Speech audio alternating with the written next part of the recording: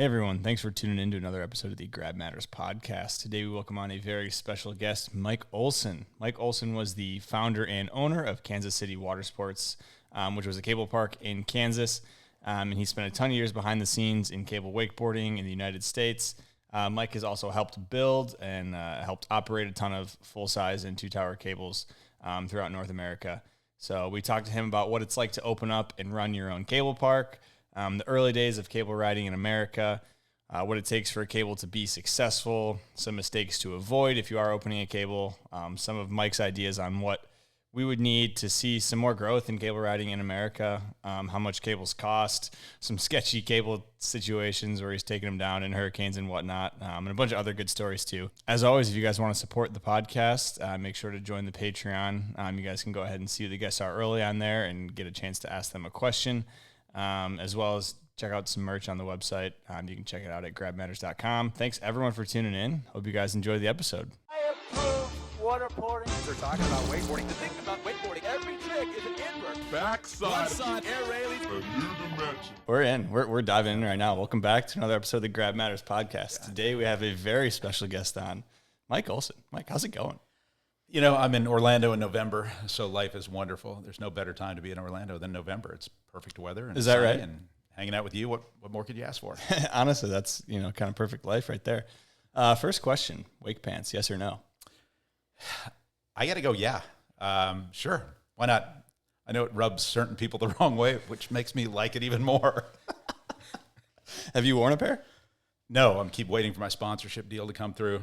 Fair enough. Like say, I went to a disco party last weekend and had some pants that were very similar, which I can show you a picture of. But yeah, I mean, no free ads, so you got to wait for the sponsor to send you some pairs. That's totally I kind understandable. of fit the demographic. Do you have a favorite grab on the wakeboard? I'm going to go with method. Method's a little bit unusual. Not a lot of guys throw it. Has kind of a fashion air feel to it. It's just a little weird. Am I wrong?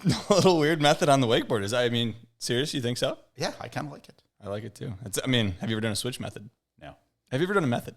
Yes. Okay. It's not on film, and I'm sure it looked like shit. All right. Let's start off, I think, early days before any wake parks are involved. Mm-hmm. Just kind of where you're from, where you grew up. I am from a small town of Lake Quivira, Kansas, which is a suburb of Kansas City. I was born in Hawaii and dragged there as a young child before I even got to remember Hawaii. So I grew up on a lake and was fortunate enough to really do the kind of stuff that we all love. I mean, it was pretty simple. It was a small lake, had a horsepower restriction, and we found new and creative ways to pull anything and everything, from kneeboards to water skis. I mean, wakeboarding wasn't really a thing back then, but it was a great life. It was very fun. It kind of got in my system and never got out. Okay, so young days, kind of farting around on the lake, just Always. Experimenting with yanking stuff behind the boat. Just like everybody does. As you should. I mean, that's kind of the funnest part of it, right? Okay, so I guess your introduction to water sports, you kind of talked about it, but what were those first days like, getting out on the water? Oh, God. It's funny because my dad was not a water person at all. He was a golfer, which worked well for me because, it's nice to have a break from him. He was a military guy, so he would golf. I would play on the lake, and it worked out well for both of us. Just really, I didn't even learn to water ski till I was like 8, so it was kind of a late bloomer. But immediately went on that, picked it up right away, picked up a kneeboard, and then we just would think of new and creative, stupid things to do. And, I mean, I have friends, and it's weird. We got together a couple weeks ago, just randomly had some beers, and they were in from out of town. And we were all talking about how we think we invented the wakeboard because we screwed water ski bindings onto a kneeboard and stood on it. So, I mean, Tony and I may have to talk about that someday. Tony Finn. But no, we did it, and it was ugly. But we were facing straight ahead. We weren't, perpendicular. So, Okay. So, like say, like to consider myself an innovator. Okay, so how's that? How's your life progress after? I guess you're just kind of in your early years, teenage years, farting around in the water. Yeah. What kind of happens after that? Went to college like some people do, and kind of got a normal life, got married, got a wife, got a daughter, was working a lot, was in the oil and gas industry, had kind of grown up around that, had a brother-in-law that was in it, saw an opportunity after college, and it was kind of a blue-collar deal. It was pretty fun, got really into it, learned a lot, wound up buying the company from him, was doing very well with it, and had some kind of life-changing events that occurred, and just started thinking about what do I want to do to enjoy my life. And the thing I'd become disconnected with was water sports. So I was probably at that time mid-30s. I'd been working a ton. Was working 7 days a week. Got my MBA at night, kind of hustling all around the clock, and just kind of thought, man, some things happened that really opened my eyes and said, I got to start enjoying life a little bit. So I was fortunate enough to be able to sell my company at the time, and was looking for something to do. And it was really strange. I sold, had no real plan what I was going to do. I probably should have gone that course and made a lot of money, and like some people. But I thought, what's the point of that? Let's find a good way to piss it all away and do something I enjoy. So it went down this path, and it was weird because I had started wakeboarding, had never wakeboarded until I was probably in my mid-30s, and just became consumed with it. I don't know what it was, but sometimes you have things in your life that it's like you feel like you're meant to do. And not that I was ever good, but I loved doing it. And I was riding on a daily basis. And like I say, all of a sudden when I sold this company, I had more time in my hands. So we took a vacation. I had sold the company like on the 5th of January. My wife and daughter and I came down here to Orlando. And as I was getting ready to leave town, stopped by the local board shop just to say hey. And the guy's like, oh, if you're going to Orlando, you have to go check out this cable park thing. It's really cool. I'm like, what's that? And he's like, just stay between the buoys and it'll all make sense. So I, one afternoon left them at Disney World and went over here and rented a board and rode and just had like the best time ever. I mean, it was just like amazing. I'm like, why aren't there more of these? I mean, it just really kind of perplexed me as an entrepreneur. What's going on here? Why aren't they everywhere? Yeah. So I rode, I think, every day that we were here. And finally, the last day, I had my wife and daughter come out, and they watched me ride. And my wife is like, why aren't there more of these? I'm like, no idea. And that's kind of when I started going down this trail. And it's been a life-changing adventure since. I mean, it's funny. To say the least, yeah. Yeah, it's just, sometimes you don't know where you're going in life, and maybe that's a good thing, because I think if we all just followed the corporate ladder, we'd be boring as hell. Just a bunch of robots hanging out. Yeah. So it was a very unique opportunity for me. Okay, so what year would you say that was when you came down? That was probably 2002, maybe. Okay. Yeah. And this is OWC you're talking about? Yeah. At that time, there were 2 parks in the country. There was Ski Rixon and there was OWC.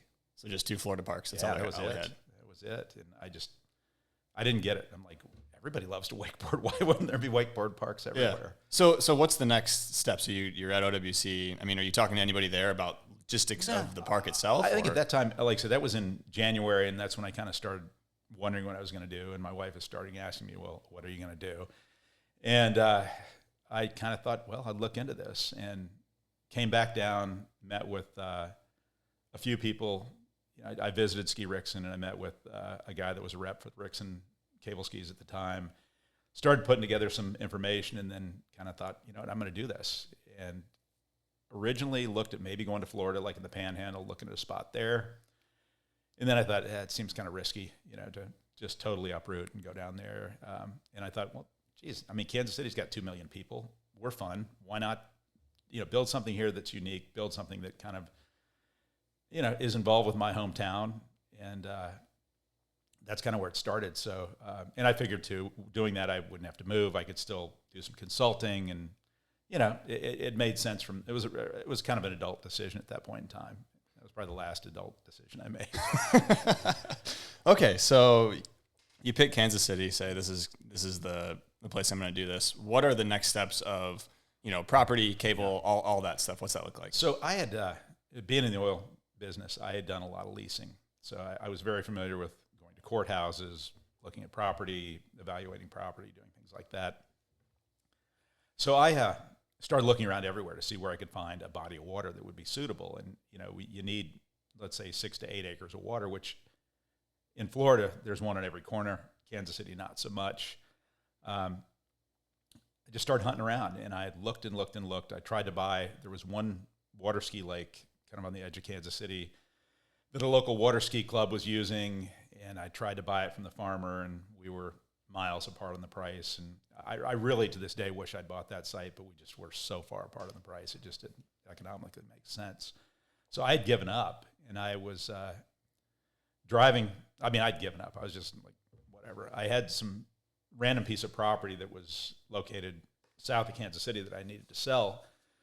So I went down to the small town of Paola, where the courthouse was, to sign off the papers on this particular piece of property. As I'm driving along, there's a lot of construction going on along the highway, and I looked over on the east side of the highway, and I saw this big pit being dug for a borrow pit, which a lot of times, if you notice, when they dig highways or they build highways, they need fill dirt to build up the highway. So this was a case where they were actively pulling dirt out, creating this big crater. And I'm like, that looks really interesting. So I pulled off the highway, hopped up there, and literally started stepping it off to try to see what the dimensions were while the bulldozer were running around me. And, it was pretty close. So I reached out. I went back to the courthouse, looked up who the ownership was, and it was there were two properties. There were two, I think there were 30-acre properties that were adjacent to each other. And called the owners, and it turned out the owners were two sisters that one lived in Kansas City, one lived in St. Louis. They were both in their probably upper 70s.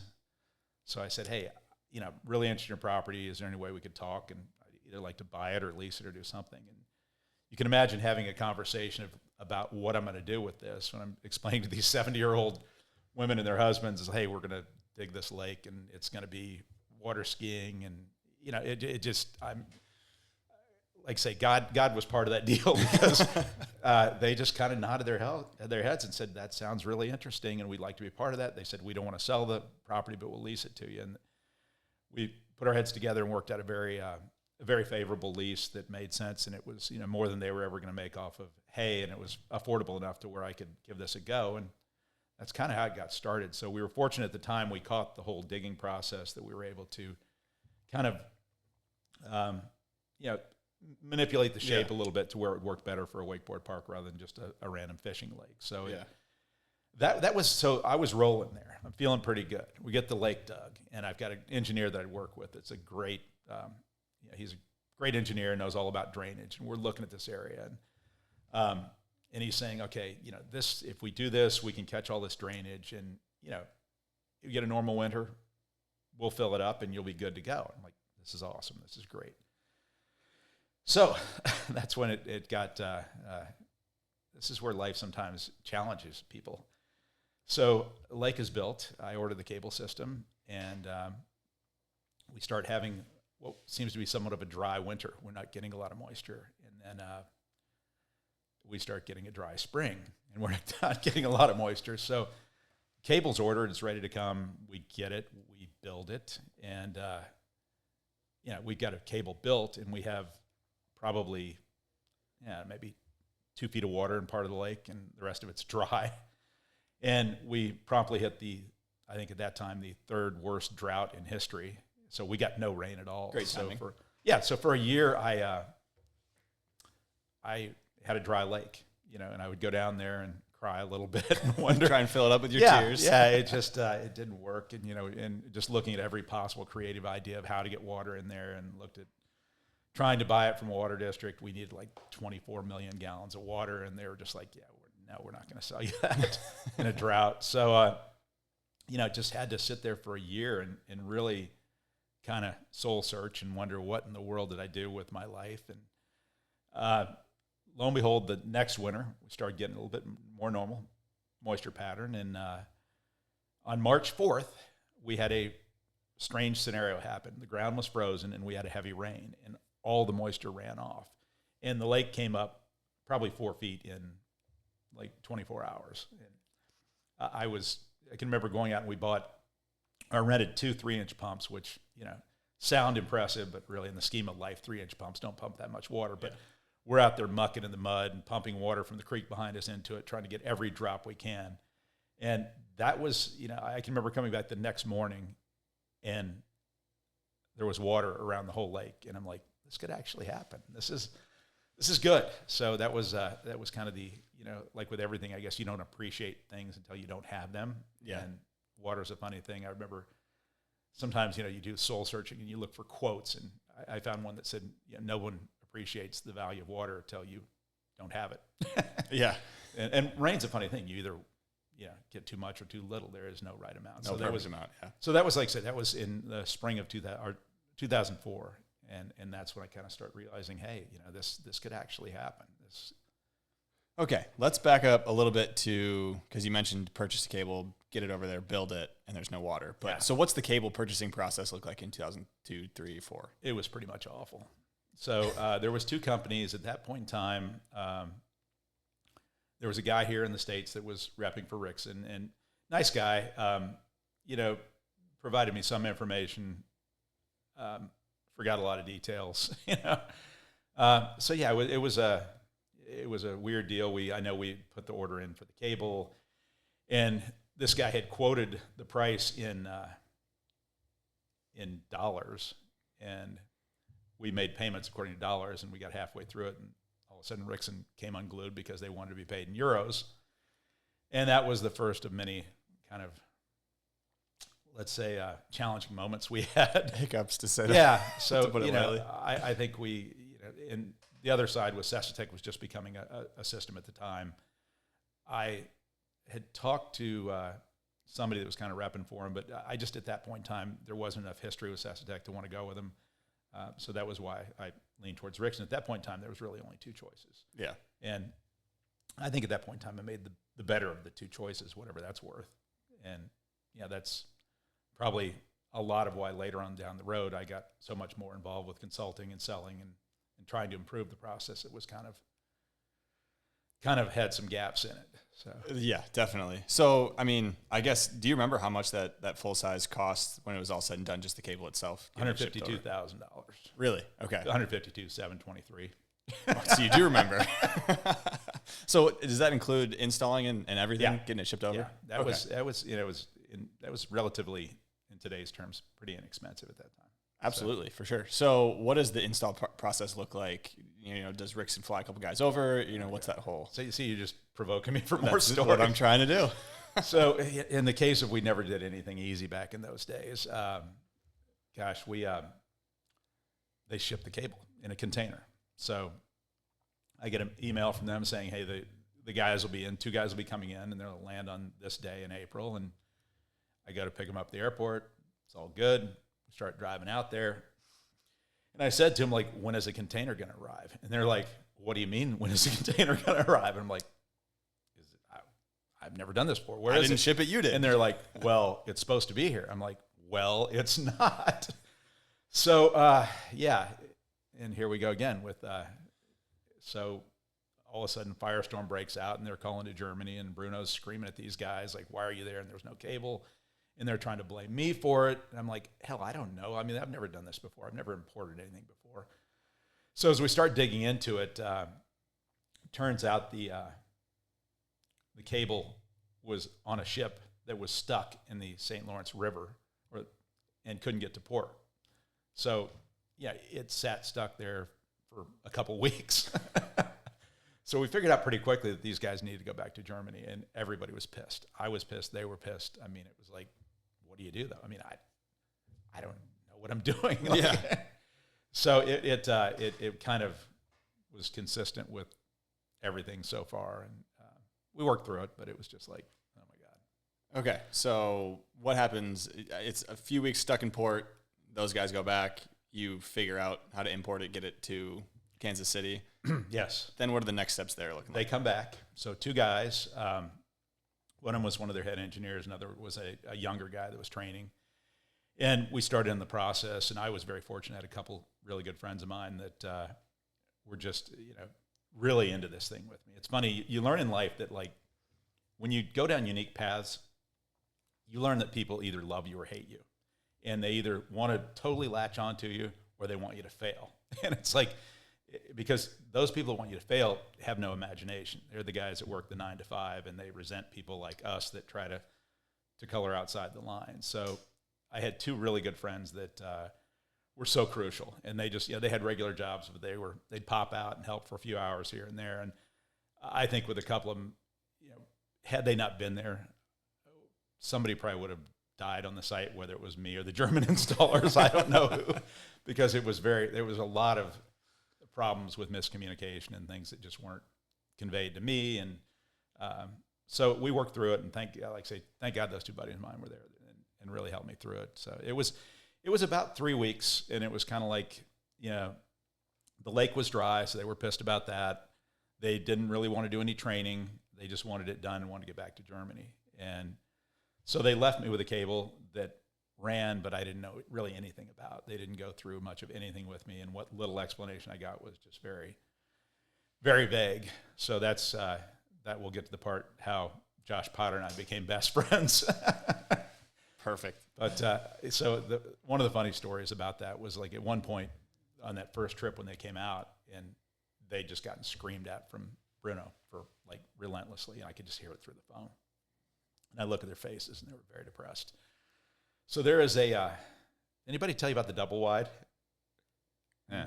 It's a bar where my parents live, but no. It is a gentleman's club. Okay. That, anybody that ever rode for Liquid Force knows it quite well. So on the way home, on one of the days, I'm just like, I got to get these guys cheered up. So we rolled into the double wide, and they learned to like America quite a bit. And I think when they came back a few weeks later, they went there every night after work and would stay there until it closed. So, it was probably the only thing that kept everybody somewhat calm. A little bit sane. Yeah, it was. And I didn't, just living there and whatever, I didn't frequent it with them, but they, like, were on a first name with everybody there. Oh, man. Okay. Land of the free. They're loving it. Yeah, it's Euro goes far here.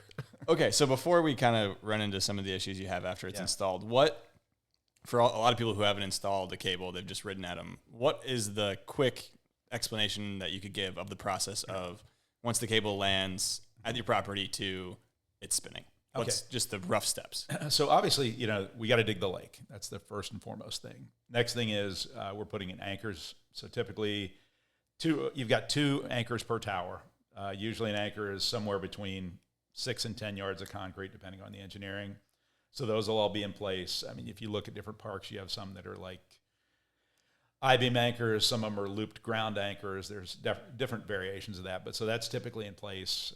It's all surveyed out, and you've got your spots marked. So you're putting the anchors in. So container arrives, and you're just typically 40-foot container. You've got a reach forklift, and you're plucking everything out of it, sorting it out. And then you're getting into the nuts and bolts of it. So you're bolting towers together. You're erecting the towers. You're raising the cantilevers. It's funny.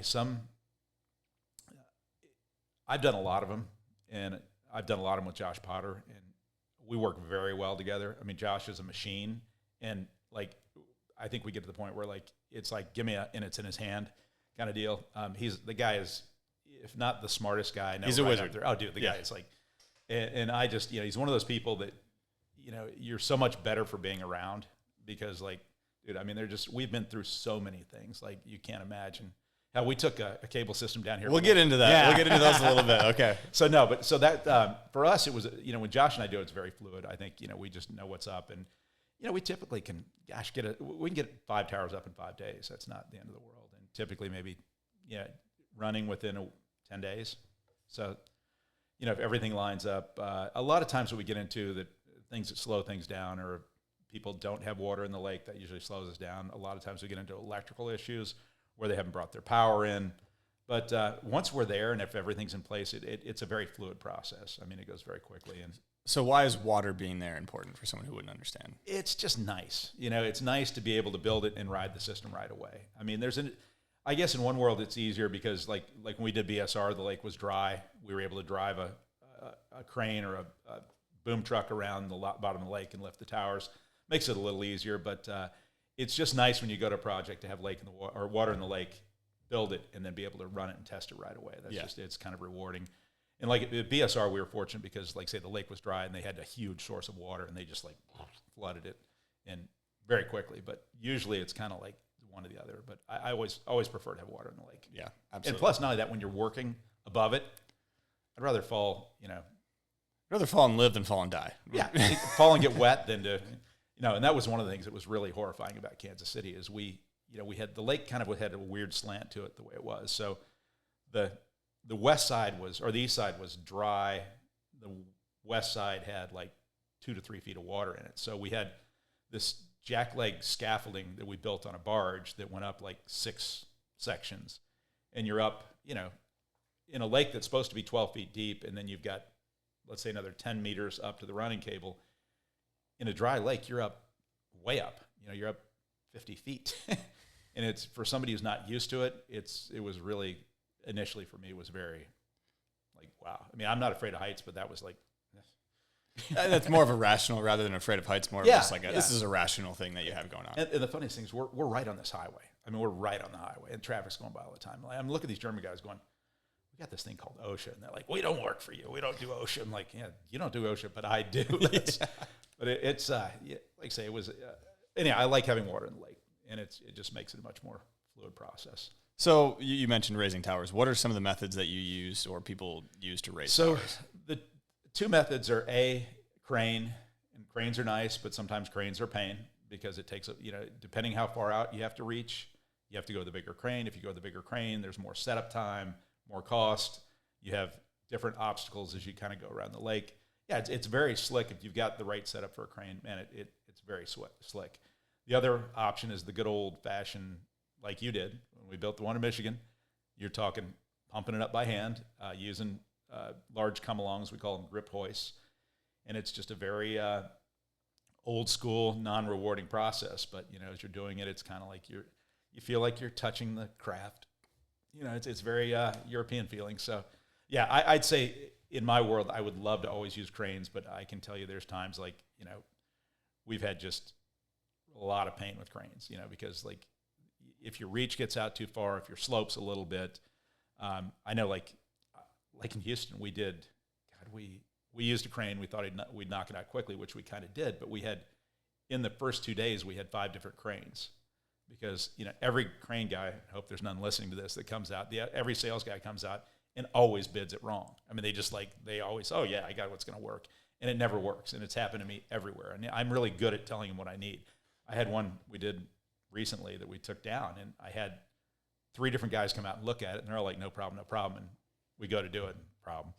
So, and they get stuck. They just, it takes a lot to set them up and take them down. So in a perfect world with the right size crane, the right setup, yeah, absolutely. You can knock it out like lightning. Yeah. VSR was like lightning. Other times, like so when you start dealing with the elements, it's, you never know. Absolutely. But there's nothing wrong with pumping up by hand. It's kind of, it's rewarding. Yeah. It's rewarding. Definitely rewarding for sure. So the cables, that's a good rundown of how a cable's put together. After it's put up, what are some, struggles or issues? You mentioned, you alluded to a few, but after maybe these guys leave, you got a system that's running. Yeah. What's the next steps? Well, I think the challenge is always like having good staff and good maintenance people. And, it takes a period of time. There's kind of a settling period with a cable. It's like anything. There's somewhat of a break-in period. So towers are settling. You have adjustments to do. You do more adjustments in the first year than you do probably in the rest of the life of the cable system, just because things are settling in, the towers are vibrating. And additionally, you've got staff that may or may not know what they're doing.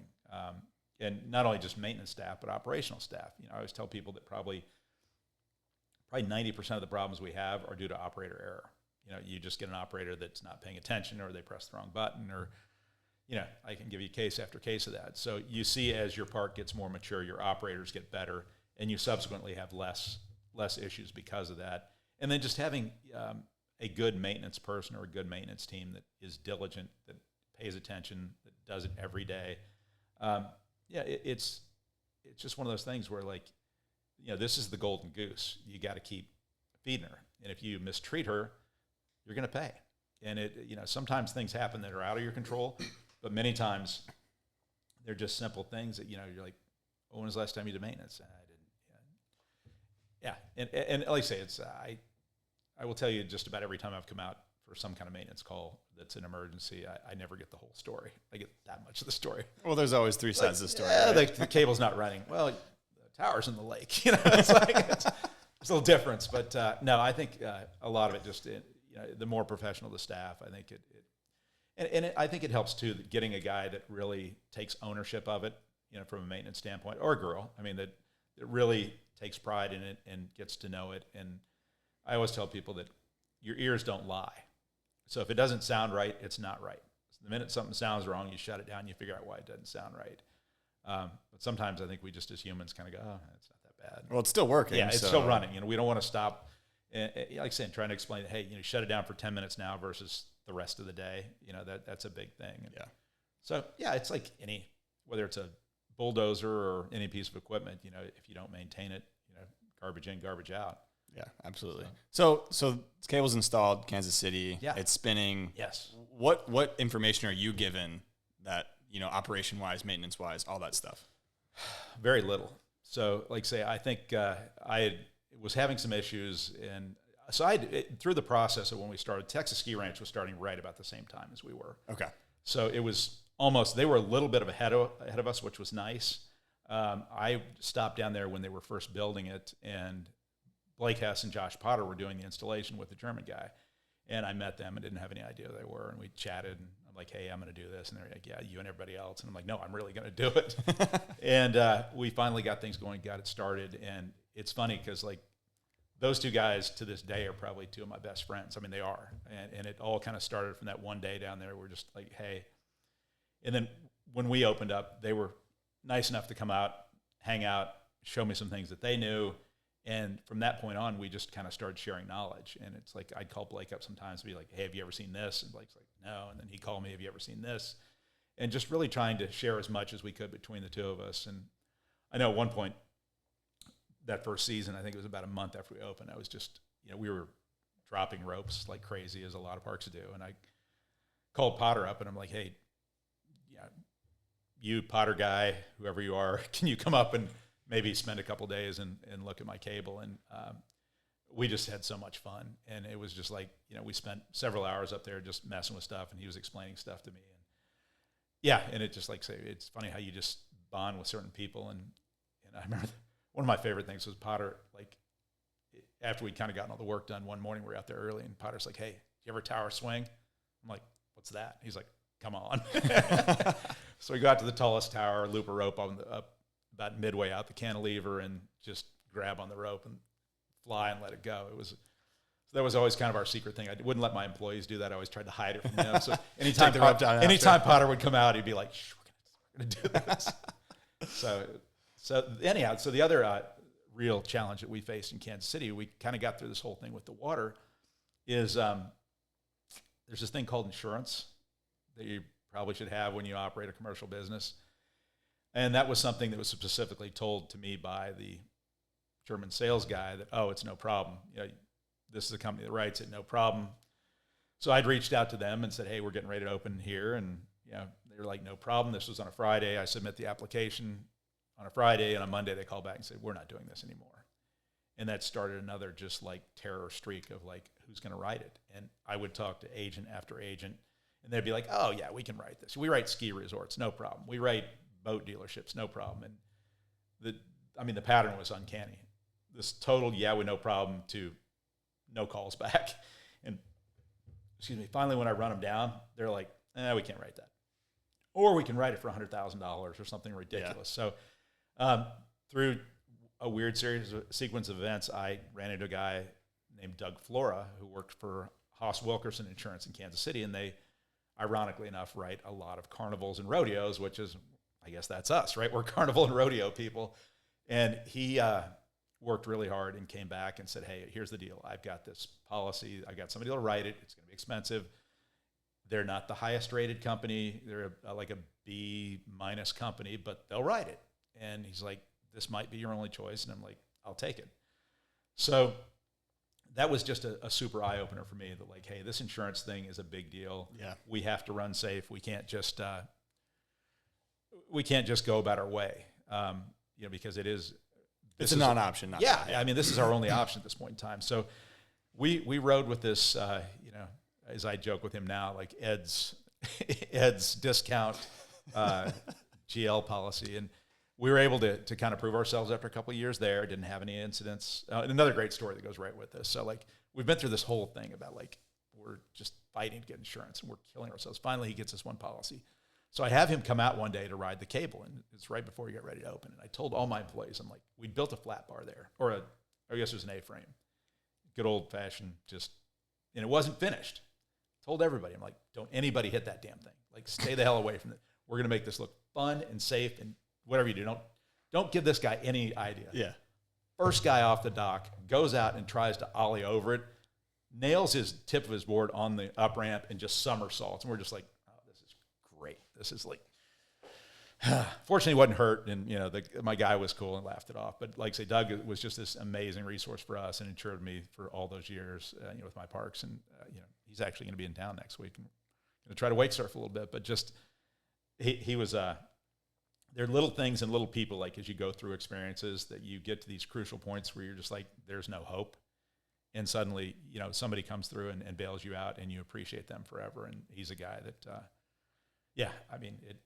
he's a good dude. Well, and it's one of those things, right? It's like those moments only happen if you keep pushing. If you were to give up at any point, those moments aren't going to happen. That is, honestly, that is, there's so many times that like I should have quit, and I probably, I just looked in the mirror and just like, what am I doing?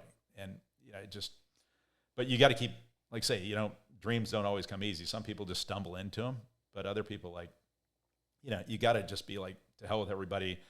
Lock in the tunnel vision and say, failure is not really an option at this point, and that's kind of what he did. So, so the insurance thing was definitely a big piece of the puzzle, and it will always be as we go down the road for these parks. Yeah, it's such a small drip in a giant swimming pool of insurance that they could shut that drip off, and we'd be back where we were. So, that's why I think I spent probably the entire period of my life since then trying to help people to operate more safely, trying to do things, and we can talk about it later, with the industry to just really create some standards and try to do some things that, make it to where it's insurable, because that'll be what kills us ultimately. It's a we need them more than they need us situation. Oh, God, 100%. Yeah.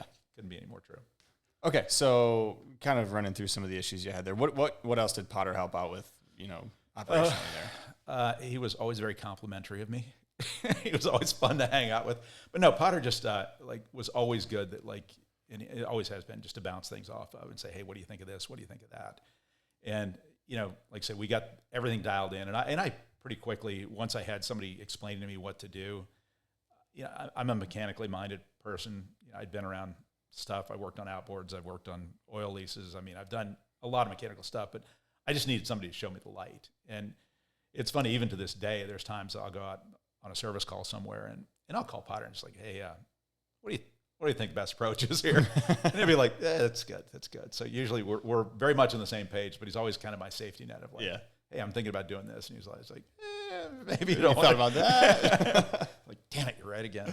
Okay, so park's built. What would you say, if you have any idea of how much you're in at this point financially before opening day, but everything's ready to go? So I knew when I built this park, and this is kind of contradictory to a lot of parks that have been built subsequently, I knew exactly what this was. I knew that it was going to be a 5-month-a-year operation. I knew we didn't need $1 million building. We just needed functional type features to, we needed a place to sell tickets out of, to store gear. My feeling was, and still is, that people come to wakeboard parks for 2 reasons. They either come to watch or they come to ride. They don't come to hang out in your building. So I kept things very low. We were leasing the property, so I didn't lease the property. I had the lake dug. We had a little bit of excavation expense. So I was probably, I'm going to say about 400 in at that time. And it made sense for that operation that, by the time we built a couple buildings and did a big viewing deck and just all the ancillary stuff that comes with it, I was probably about 400 in, which, that was, in today's terms, pretty much a bargain. But it fit for that operation. And in terms of the business plan going forward, do you have a time frame in your head that you've kind of projected of, okay, this is how long it's going to take for me to recoup that and then start turning a profit? Yeah. Projections, all that stuff. And I was looking there probably, I think I figured it was about a 3-year deal. Okay. And it was, I figured 3 years originally, and I think we were probably closer to 4 because the first year was just the first year. I mean, it's like, it's what's that down the road? Yeah. God, exactly. We're in Kansas City, which was like the least like savvy wakeboard market in the country. And we knew it. We knew we were going to teach a lot of people. Yeah. And the funny thing is, the irony is, once again, life just kind of sometimes has to kick you in the nuts a little bit just to remind you who's boss. But so we built it, and we opened that first season in 2004, and we have the wettest summer in history, followed by the driest. Typical Midwest, as you know, there is no normal there. And we had, it was very trying at times because, like, say you would have a couple great days and you're just like, here we go. And then you'd have some crappy days. And then you tried to just, I think with us, it was all about building the quality of the experience and teaching people, getting good, just getting good testimonial stuff, creating a presence within the greater community. I mean, it was, for us, it was just like we were this regional destination. And the coolest thing really, as we got going with this, is we became this hub for the whole Midwest. So we had guys from Omaha, from Des Moines, from St. Louis, from you name it. It was just this magnet where we'd bring people in. So really, as we started building that and we started building more of our local business, it got much better. But the first year was exhausting. I mean, it was like, once again, I'm not trying to paint a depressing picture, but so I had worked every day for like ever. And we finally got to the point where like, okay, I feel like we're on even keel. This is like probably mid-July. And I decided to take an evening off and leave the park with my manager. I go out to dinner with my mom. We're sitting at dinner, I get a phone call. And guy's like, cable derailed. I'm like, I'm not in the mood for this. That's, this is not a joke. I'm really not. And sure as hell, the cable derailed. Broke the cable. And yeah, it was just one of those things like, really, like, this is what we need right now. Because we had a national comp that was 2 weeks away. And anyhow, so I would say that was one time Rickson really stepped up. They sent somebody over right away. We got it put back together. And I just got to add these little innuendo things that kind of, so we had the scaffolding set up, and the brake was on the back side of the running cable, so we had to go up and kind of rail it back together and then take the grip hoist and pull it back together. So we were going around the lake on this barge, pulling it with the John boat, and one guy was up on top and taking the parts off, and somebody was pulling it, and it was one of the German guys was up there. All the parts are in a 5-gallon bucket, and he kicks the bucket over in 16 feet of water, and everything just goes to the bottom of the lake. In a lake that's kind of, had a little mucky bottom on it. Yeah. So I was able to, I scuba dive a lot and was able to get a lot of the stuff, but there was stuff that we just could not find. Yeah. So we had to just like, anyhow, it's just like, God, what else now? It's just one thing after another. I mean, so anyhow, that was a learning experience. And like, say, like much like with the insurance thing, I really, really paid attention to the cable from that point on. Yeah. Not that I didn't before, but I was just like, I was so meticulous and so like, this is how I'm going to do it, because I can't afford to shut down again. And well, a like, 5-month season, you can't. You can't at all. Even a year, you don't want to, but obviously at any point. So, yeah, so that was like, say, with everything, like, I think, you don't, I'm not smart, but I learn. Yeah. And I learn from mistakes, and that's how you kind of get better. Yeah, absolutely. I'm going to go make sure that, I think it's a Amazon man. I'm curious about the marketing in those early days of, because we're talking, 2004, 2005, 2006. Yeah. What's that look like for you? So we had a website. Oh. There was this was a few years before MySpace came out. That's back in the day. So we were just, effective things for us were boat shows, going out and just doing, back then there were several, we had 2 or 3 boat shows, weirdly enough, back in the day, and the young kids probably don't even know what a real boat show is, but it was this place where, never mind. So we did a lot of that. We did, weirdly, we learned that TV advertising was good for us. So we had a small cable network, and we'd just pound commercials when they were cheap. So anybody that watched like MTV between 9 and 2 in the morning knew who we were. Yeah. That was good.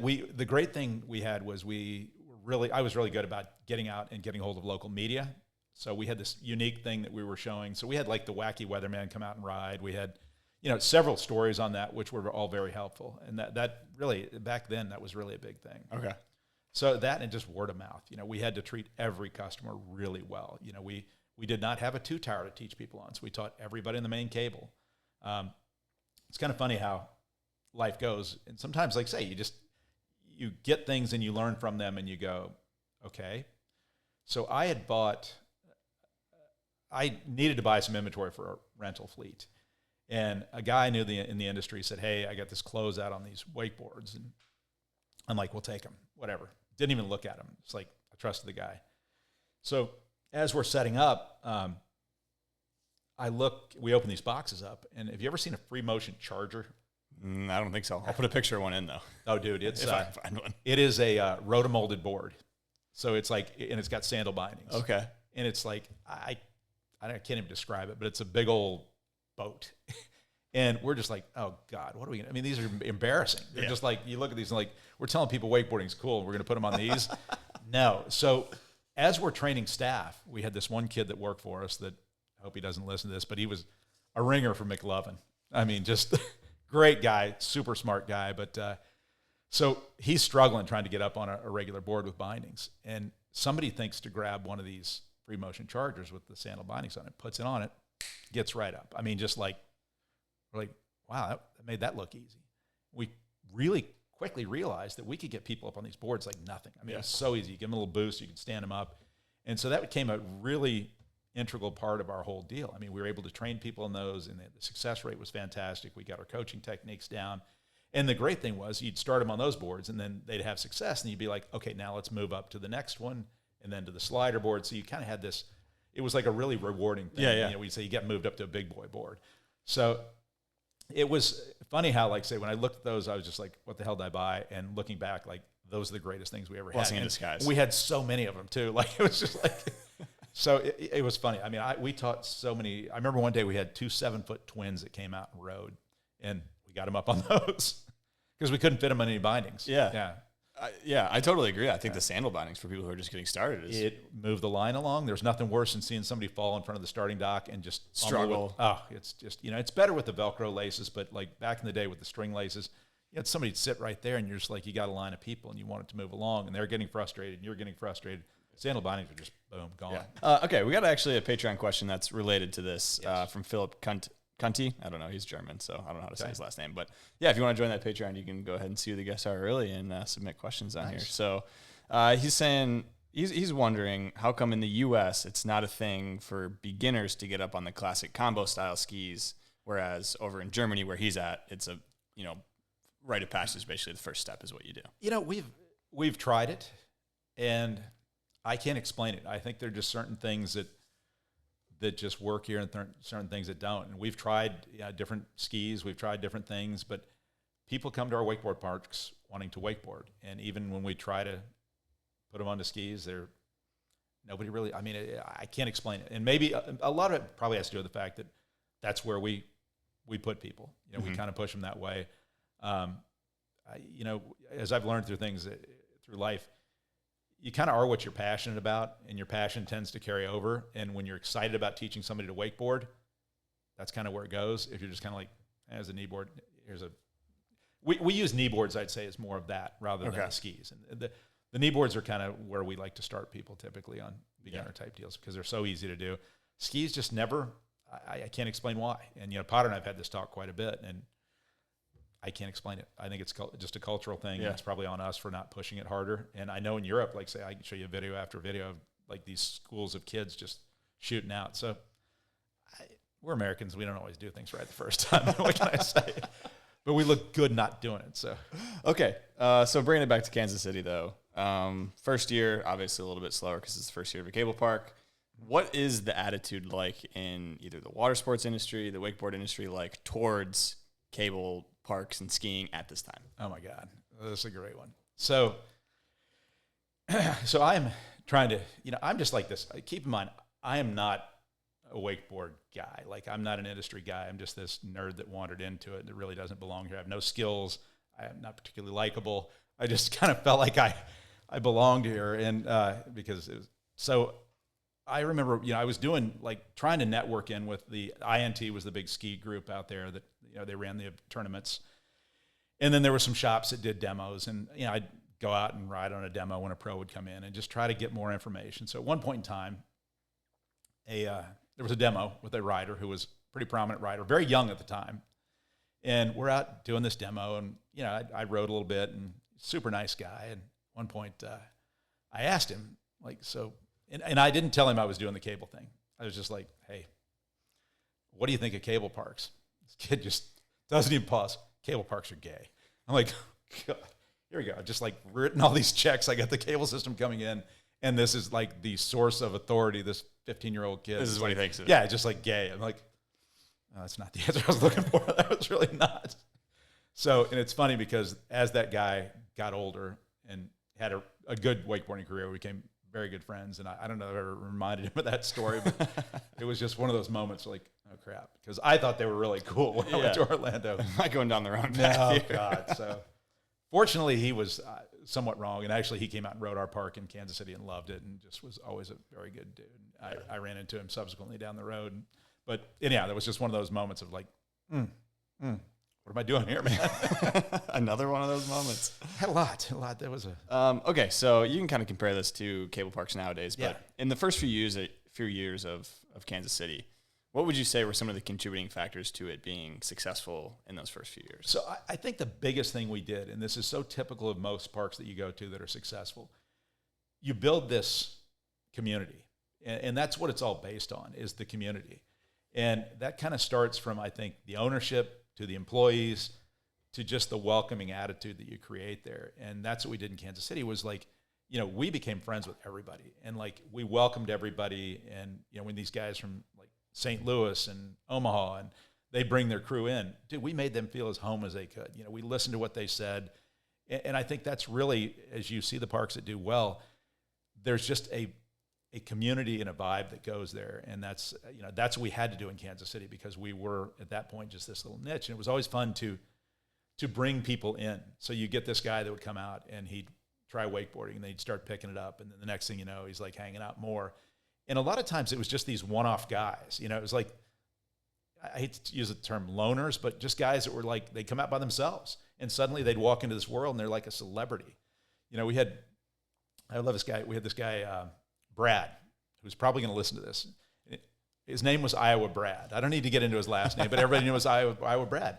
And Iowa Brad would come down all the time. And the minute he came in, it was Iowa Brad. It's everybody loved him. And I think the guy was just, he would drive 3 hours on the weekend, come down and hang out with us, and everybody loved him. And it was just such a welcoming community. And we did that, we had guys that I know to this day, from St. Louis, Kyle Wooler and Gabe Fowler and Bobby Sutherland and guys that were all kind of part of that scene that came out and brought it into us. We had, the guys from up in Nebraska with Wakeboard Nebraska, which was a big thing back in the day.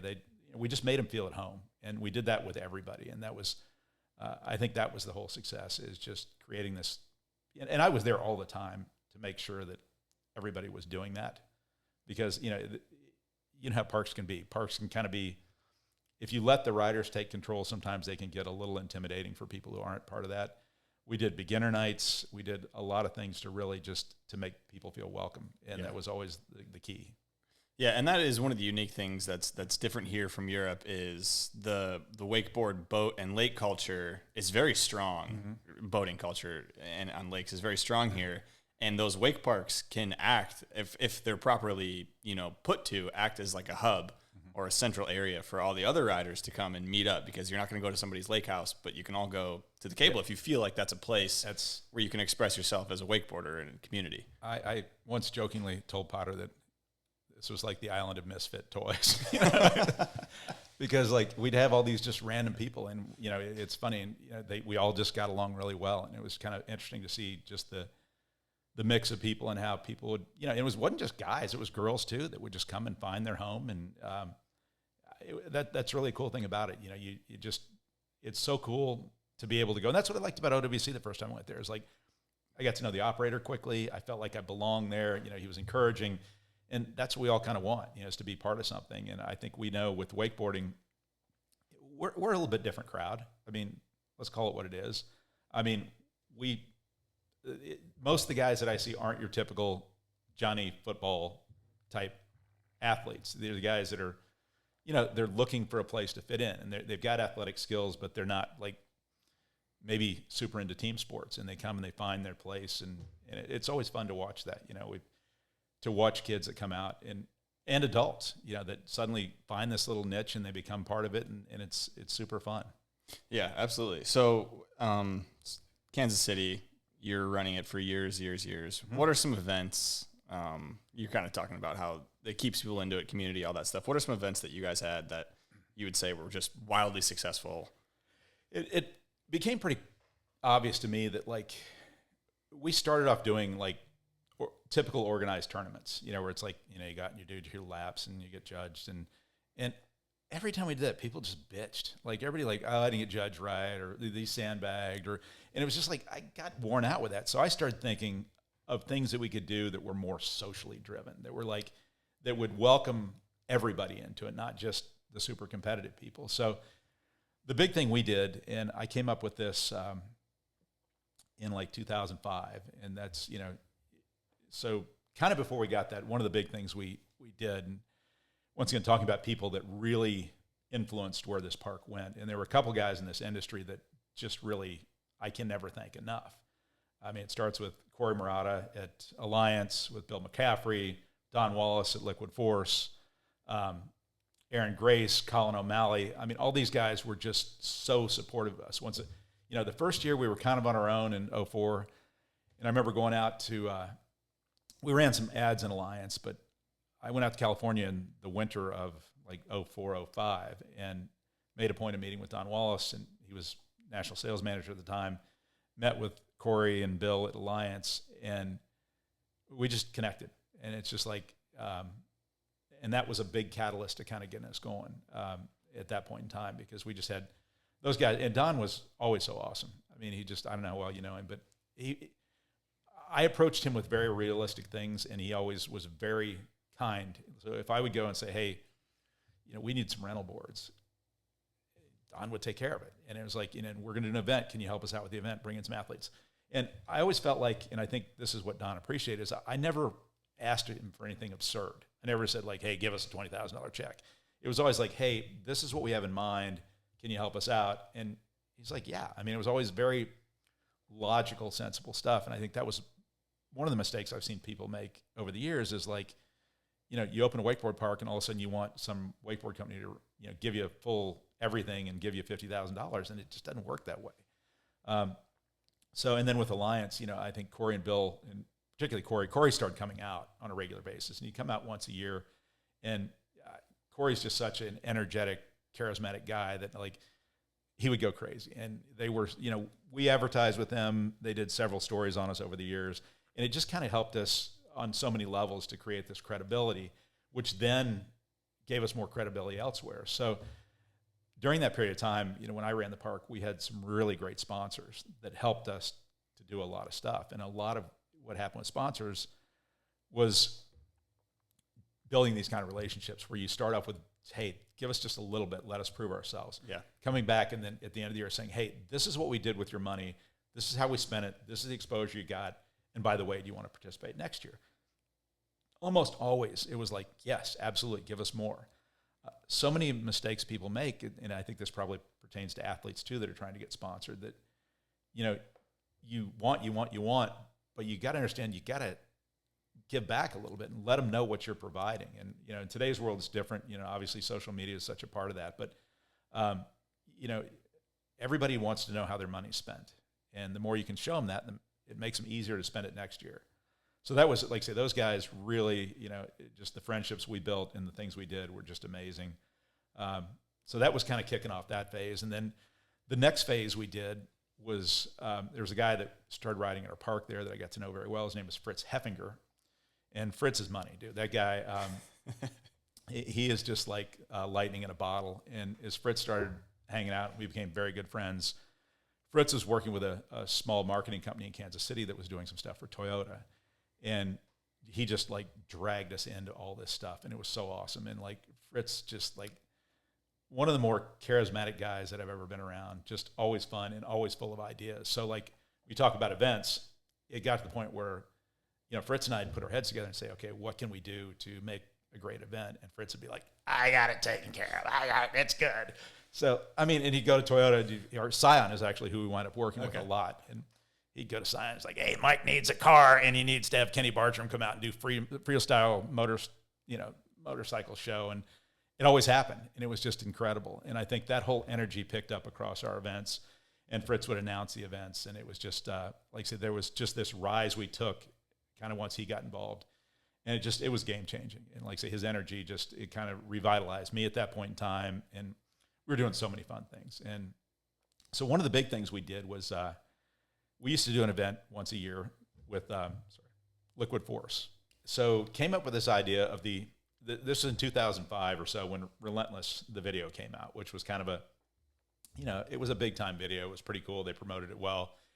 And there was a rail on that. There was a Relentless rail, and it was pretty cool. And I came up with this idea that we would build a similar version of that rail at KC, so people could actually hit the rail that was in the movie. It didn't quite work out exactly the same because the rail that was in the movie wasn't safe for the public.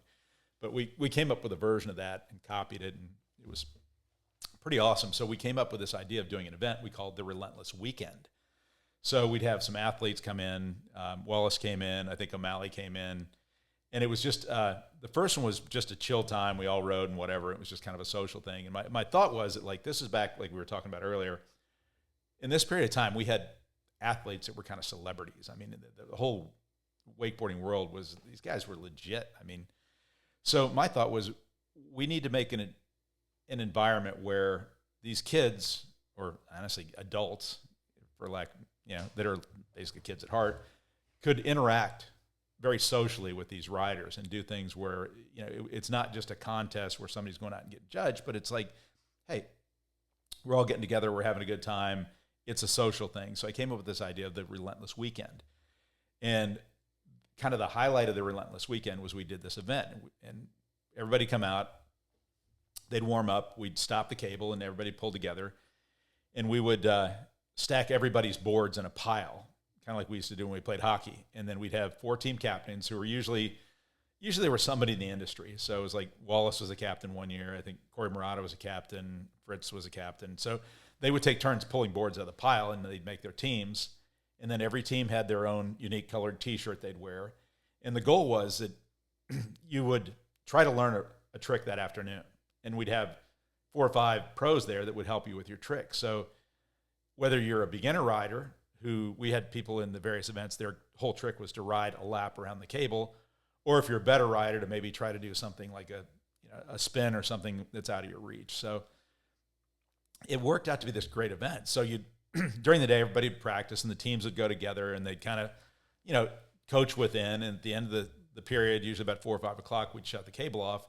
Then each team would go, and we had this very complex scoring system. So if you landed your trick, the judges gave you 5 fingers. If you fell, you got 1. And then anything in between, you got various fingers. So we totaled the finger count, and the judges would be like whoever the athletes were.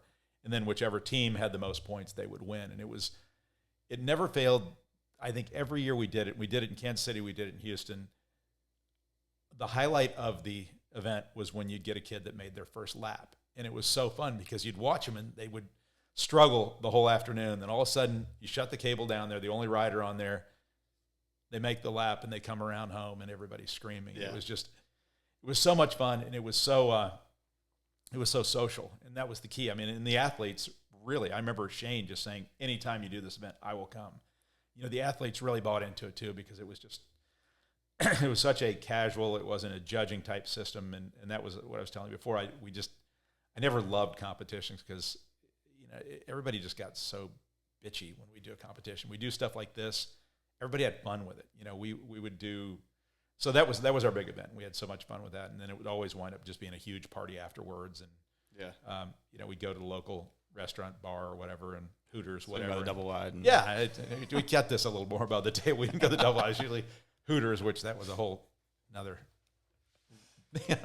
I mean, the thing though with contests is there's one winner at a contest. Everybody else is a loser. Right. With events like this, most people are winners. Exactly. Almost everyone's a winner. And that was what was so fun about it, because the guy who goes out and tries a 9 and falls gets no point. The kid that makes a lap gets 5 points for their team. So, and it was fun. Like everybody, just the whole vibe was fun, and it was just, top to bottom, I get kind of chills thinking about it, because it was the years we did it. I mean, it was always good. Everybody was happy. Nobody ever bitched about the judging. Nobody said, "Hey, you gave me 2 fingers instead of 3." It was just always so much fun. And and then so that was probably the best event we ever did. Yeah. We did other stuff along the way. Most of it really trying to be inclusive type events. Like we do a team deal where locally, where we'd say, "Hey, you have to put together a team," and you'd have one beginner, one intermediate rider, one advanced rider, and then a wake skater. So that would be a team. And then, so for like the 2 weeks before the event, people are like recruiting people, trying to figure out who the best beginner is or the best wake skater. It was just fun. It was like, and we kept things kind of stupid and fun. And I think the thing that we got more than anybody is we realized exactly what we were. We were a wake park in Kansas City. We were not a wake park in Orlando. We had a lot of people who loved to ride, but weren't necessarily, moving the needle on progressing the sport, but they were having fun. Now, we did turn out some good riders over the years. That happened. Yeah. But for the most part, it was about creating an environment where people wanted to come out and be part of it. And, that's what you walk away with. And it was always so much fun to do that. And we did other ones too that but they all typically had some kind of quirk to them to where they weren't too serious. Well, I mean, that's kind of I feel like that should be a bigger goal with a lot of wake parks, is rather than have all your riders aspire to be professionals, aspire to be in the lifestyle and have fun. Exactly. And that's what we really excelled in Kansas City about, because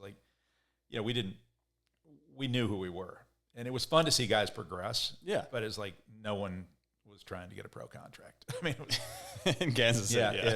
We had a few actually, like I said, we had a few guys that got some flow and stuff like that, which was awesome to see. And, we had some kids that really progressed along really well. I know, I was talking to somebody on another thing about how you talk about sometimes when you put somebody on a wakeboard and you see how some people just like that, just amazingly get it. And there's a couple kids that rode at our park that were very much like that. A kid named Colin Haas. I don't know if you've ever heard of his name. HAAS? Yeah.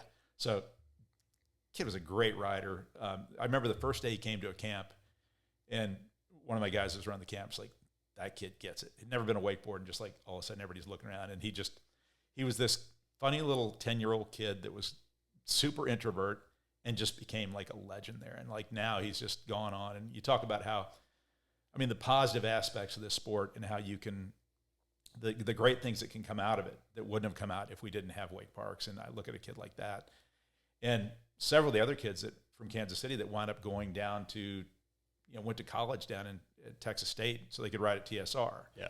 So it is such a cool thing. And to see kids like that, I know there's a kid, Brett Powell, who's riding right now. And I've got on my phone. It's funny.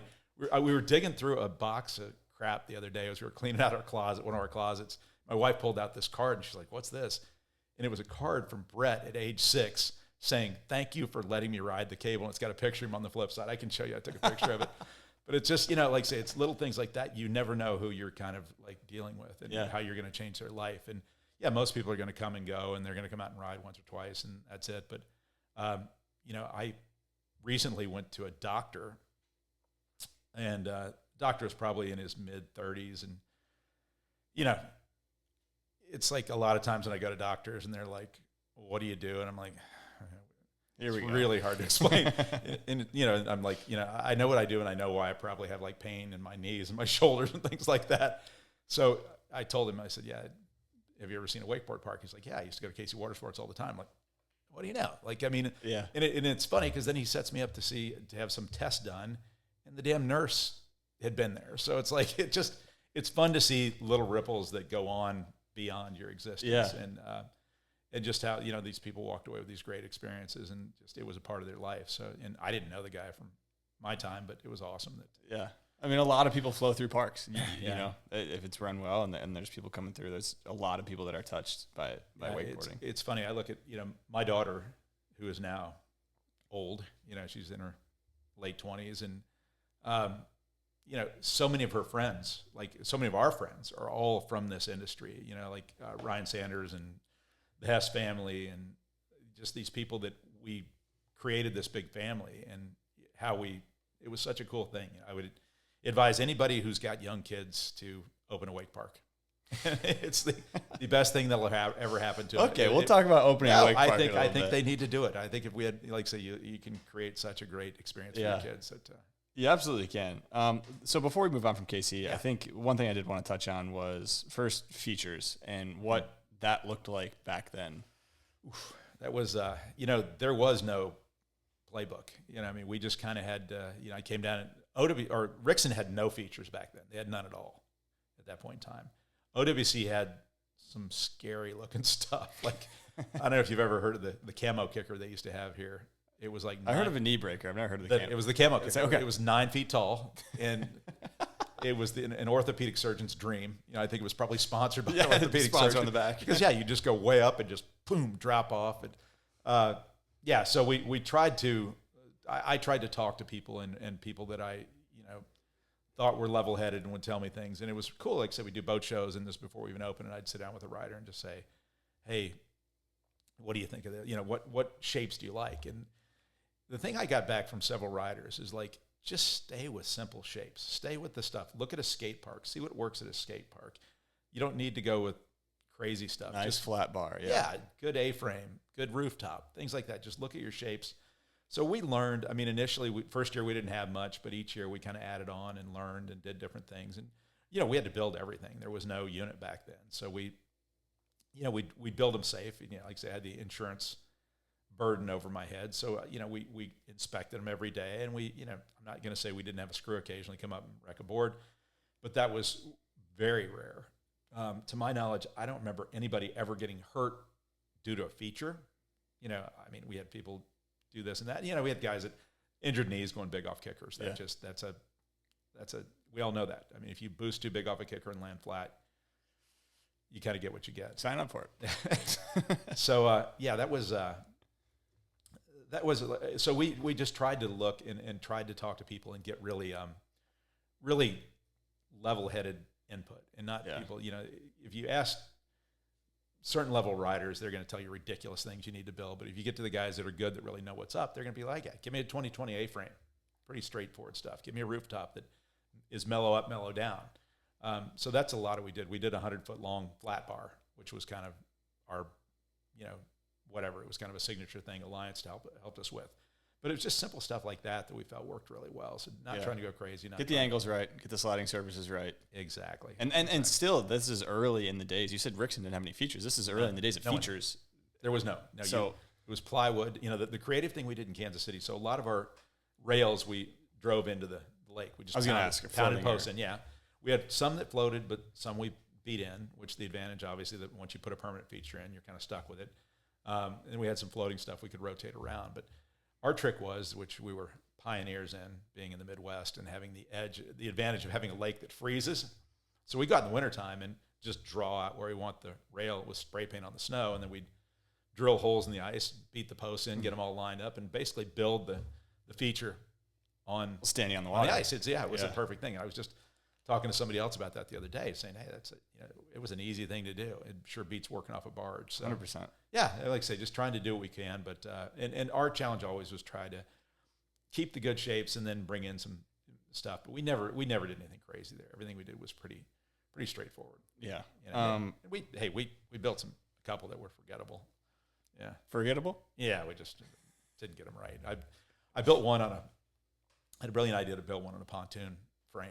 So I had a buddy that had a pontoon he was looking to get rid of. So we built a rainbow rail on it, and damn pontoon started leaking, and the rail kept leaning.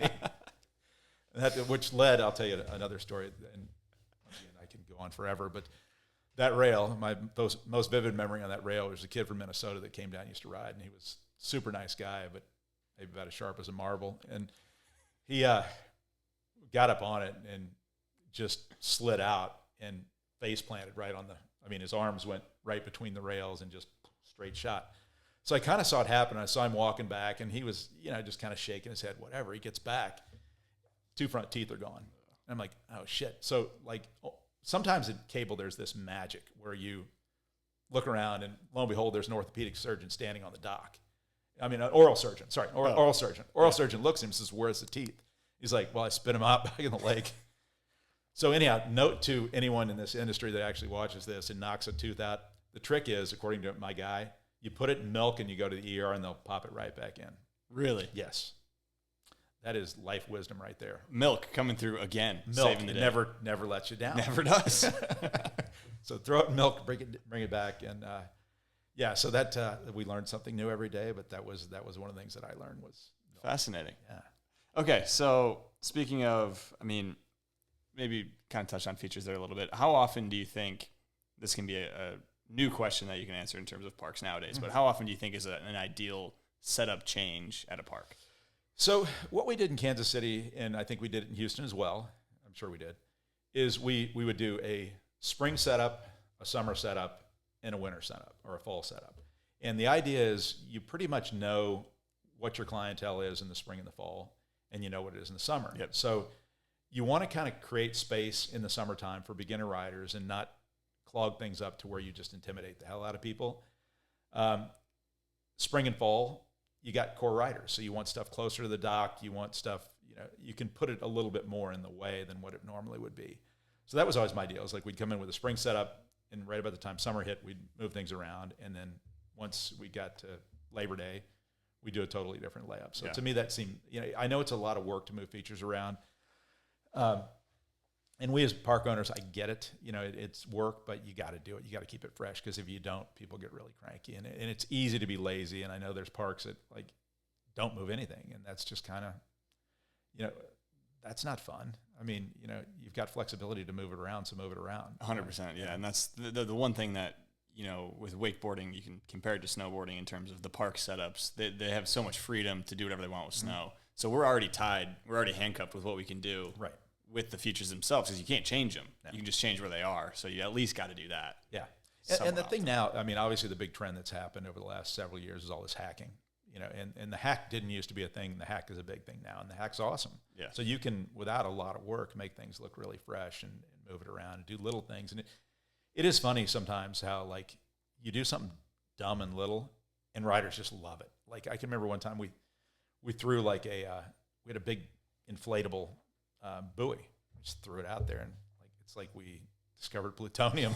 It's like the rider is just like, oh my God, this is so much fun. This is so much fun. And it's like, and then 2 days later, they're like, this sucks. But, it is funny how just little things, I think, go a long way. And, it is, I will say, and this is probably, I'll probably say this again later.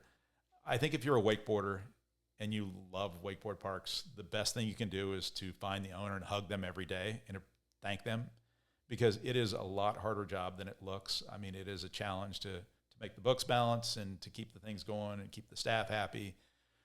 I know a lot of times riders ride at the same park and they get complacent, they get bored, and they get, understand that, appreciate everyone that's ever owned a park and give them a big hug and say thank you, because it is thank you for everybody that does that. I mean, we got to keep it going. We got to start building some more. We kind of have gotten in this lull where we're not adding parks. We need to get back into that. But those that are there, man, if you live in an area and you get to ride a wakeboard park every day, you should just say thank you, fill in the blank. You're the greatest person ever. Yeah. Because it really is a great thing. 100%. And, what can I do to help? Yeah. Absolutely. But it is, that never gets old. And, it is funny how it just never gets old. And just, I hate it when people say negative things about wake parks, because and I get it. Say everybody's an expert. But, it's funny. One of the comments that one of the discussions we had at WSIA was somebody made the comment about, well, all these pro wakeboarders bitch about the features. And I said, pro wakeboarders never bitch about it. It's the guys that think they're pros that bitch about it. So, yeah, I mean, I get it. We all would, hey, I would love, and every other park owner out here would love to just change features out once a week. Yeah. We have what we have. We have a budget to work with, and, we do the best we can. Well, and we're still in a phase of the feature progression in the sense of hacking, like you were just saying. Features are now being designed slowly to be more accommodating to more setup layouts that are hacking with each other. So you buy features that work well with each other, sure, give you more setups available. We're still in the progression of that, though. Yeah. Well, and thank goodness there are guys like John Dreiling out there that are just really, being creative and doing things and really challenging people to, the manufacturers as well as the parks to kind of do some different things. And, hats off to him. And I wish we had more people out there. And the great thing about John, I mean, I know when I was at Nona, shoot, John would just come out there and do it. You know, John would show up and just say, hey, I'd be happy to help. Yeah. Which is great because he's qualified. There are other guys like, I don't want you touching the features. What kind of knots are you tying, buddy? Okay, so I think this is a good time to kind of talk about the transition out of Kansas City, and then what are the next steps for you? So I ran Kansas City for 7 years, and it was an unbelievable experience. It was so much of my life, but it's like, I think with everything, after a certain period of time, you just got to do something else. And I kind of was the point where my daughter was getting older, and that was kind of going away with her involvement. You know, she was dating guys and doing stupid shit like that. So I just was, it kind of coincided. So about that time in 2008 or so, I started working with Rickson, and I had tried to build a park in Southern California, and it was a very frustrating process. And it's too bad because it would have been an amazing park and probably would have been a huge pivot point for this industry if we could have gotten it done, but it just got very complicated, and we had people on the other side that just were not making it happen. So I wanted to do more. When that didn't work out, it made me realize how hard it was going to be to build a park somewhere else. So I started working for Rickson, and kind of, at that point in time was doing KC Watersports and selling. And by that point had a really good knowledge of the product, knew how to work on it, knew a lot about just everything that went into it. So the first park I sold was McCormick's in Tampa. Okay. Which is now Ravens Cove. Yep. That was quite an experience doing that, because McCormick's was an old water ski school that had been around forever. Jim McCormick, who was just like awesome guy. I don't know if you ever have heard about him, but Jim was older fella, but just the nicest guy ever. They had the ski school. One of the sons decided to put a cable ski in there, and I sold the system to him. He had a partner, and we got halfway through building this project, and something went on internally between this guy and his partner, and it became very weird. And one day I had gone back to Kansas City, and I get a call from the German guy that was here, and he said, hey, the park's locked up. They won't let us in. I'm like, what the hell does this mean? This is the first sale I've made. Yeah. I'm like, this is not good. So there was a lot of internal drama that happened, and when the cards all settled, Mike McCormick was the brother that took over it, and it was fortunate, like say, Mike stepped in and everything got back on track, and it was awesome to deal with him. And then, weirdly, like 6 months later, I get a call from Mike one day, and he's like, "The tower's in the lake." Like, what do you mean the tower's in the lake? It's like somebody cut down one of the towers. So somebody went to the anchor point, cut the steel in the anchor connection point, and let the tower fall in the lake. Jeez. Yeah. So that was. Which tower was it? I think it was Tower 1. So not Motor Tower, though. No, it wasn't Motor. Thank Okay. God it wasn't Motor Tower. But no, it was Tower 1, and it was just like, wow, what kind of world are we getting into? But we got it back up and got it going, and I know Blake Hess went down and helped them and got them going, and that was the last we heard of it. But it was a very weird start to my first sale. It got better from there. So anyhow, the next one I sold to this guy named Pete Kennedy, who built Wake Nation in Cincinnati, and another guy that right off the bat when I started meeting with Pete, we hit it off. We're just, sometimes you just meet people and you're of the same mindset. So as we were building Cincinnati, I just said to Pete, hey, if I run across opportunities every now and then, if you ever want to do another park, let me know. And Pete's like, hell yeah, just hit me up and we'll figure something out. So Cincinnati opened and did well. I mean, it was a gorgeous facility at the time it opened, and it was very busy to start with.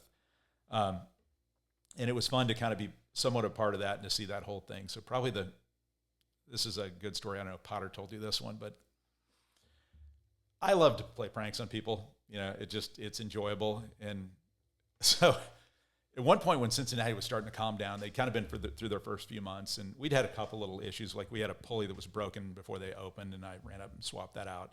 So the first couple months of a cable's crazy. You're learning everything. Things are sometimes not always perfect. So Cincinnati had finally gotten calmed down, and it's like July. So one day I had a call with Pete Kennedy and Nick Binkley, and I said, yeah, it's great to hear, look forward to getting back up there. I said, well, we got to, at the end of the season, we're going to have to rotate the pulleys. And they're like, what? I'm like, yeah, it's just like tires on a car. You got to, the first year it's really important, you rotate them. So these guys just get fixated on this. And they're calling me like once a week. This is bullshit. They're like, you never told us anything like this. You should tell people about this kind of stuff. That's like, we're not going to do it. I'm like, don't worry. I'm like, Potter and I'll come up. We'll take care of it. We'll hang out for a weekend. And they're just like, I mean, these guys are just like pissed. I mean, they're just, I mean, like, I'll call them about something else and like, we'll be talking and all of a sudden they'll always come back to this. What's this shit about the fucking, you can't. So we went on with that and we'd all planned to go to Vegas as kind of just a cable owners meeting. So we had a whole group of us that in November decided to go to Vegas for just to get together, hang out, whatever. So I kept telling them like, hey, Potter will be in Vegas. We'll get together. We'll talk about this. And we finally get together and we'd had this suite. We're all in it and hanging out. And I said, hey, let's all go back in the back room and we'll kind of talk about this. I said, you, me, Blake, and Pete, and Nick, and Potter will discuss this. And we're just like, got you. And those guys, like, they both just like collapsed onto the beds. I mean, it's just like, we're so pissed. They're like, cannot believe you dragged that on that long. Cannot believe you did that to us. They're, like Nick was like, I was sitting in bed at night going, how are we going to do this? So rotating the pulleys is absolutely something you do not do. Never. No, not intentionally. So yeah, it was just, it was a very good long played prank that had a happy ending. I mean, that's a good one. I was talking to Tom a little bit about Vegas, so maybe we can touch on that a little bit later. But did you end up selling Kansas City Watersports? I did. I sold it to Sean Hollenbeck, who was a guy, he was originally from Iowa, was living in Denver at the time, and he's wanting to build a park in Denver, and had been looking. I know he had a partner that he was an investor that was looking with, and so as Pete and I became better friends, we were going to do a park in Phoenix. We had a great location. I had a contract with the city. It was an awesome location. I mean, I'm sad to this day it didn't get built because it would have been iconic. We got into so much bloody red tape and government crap that we had to walk away from it.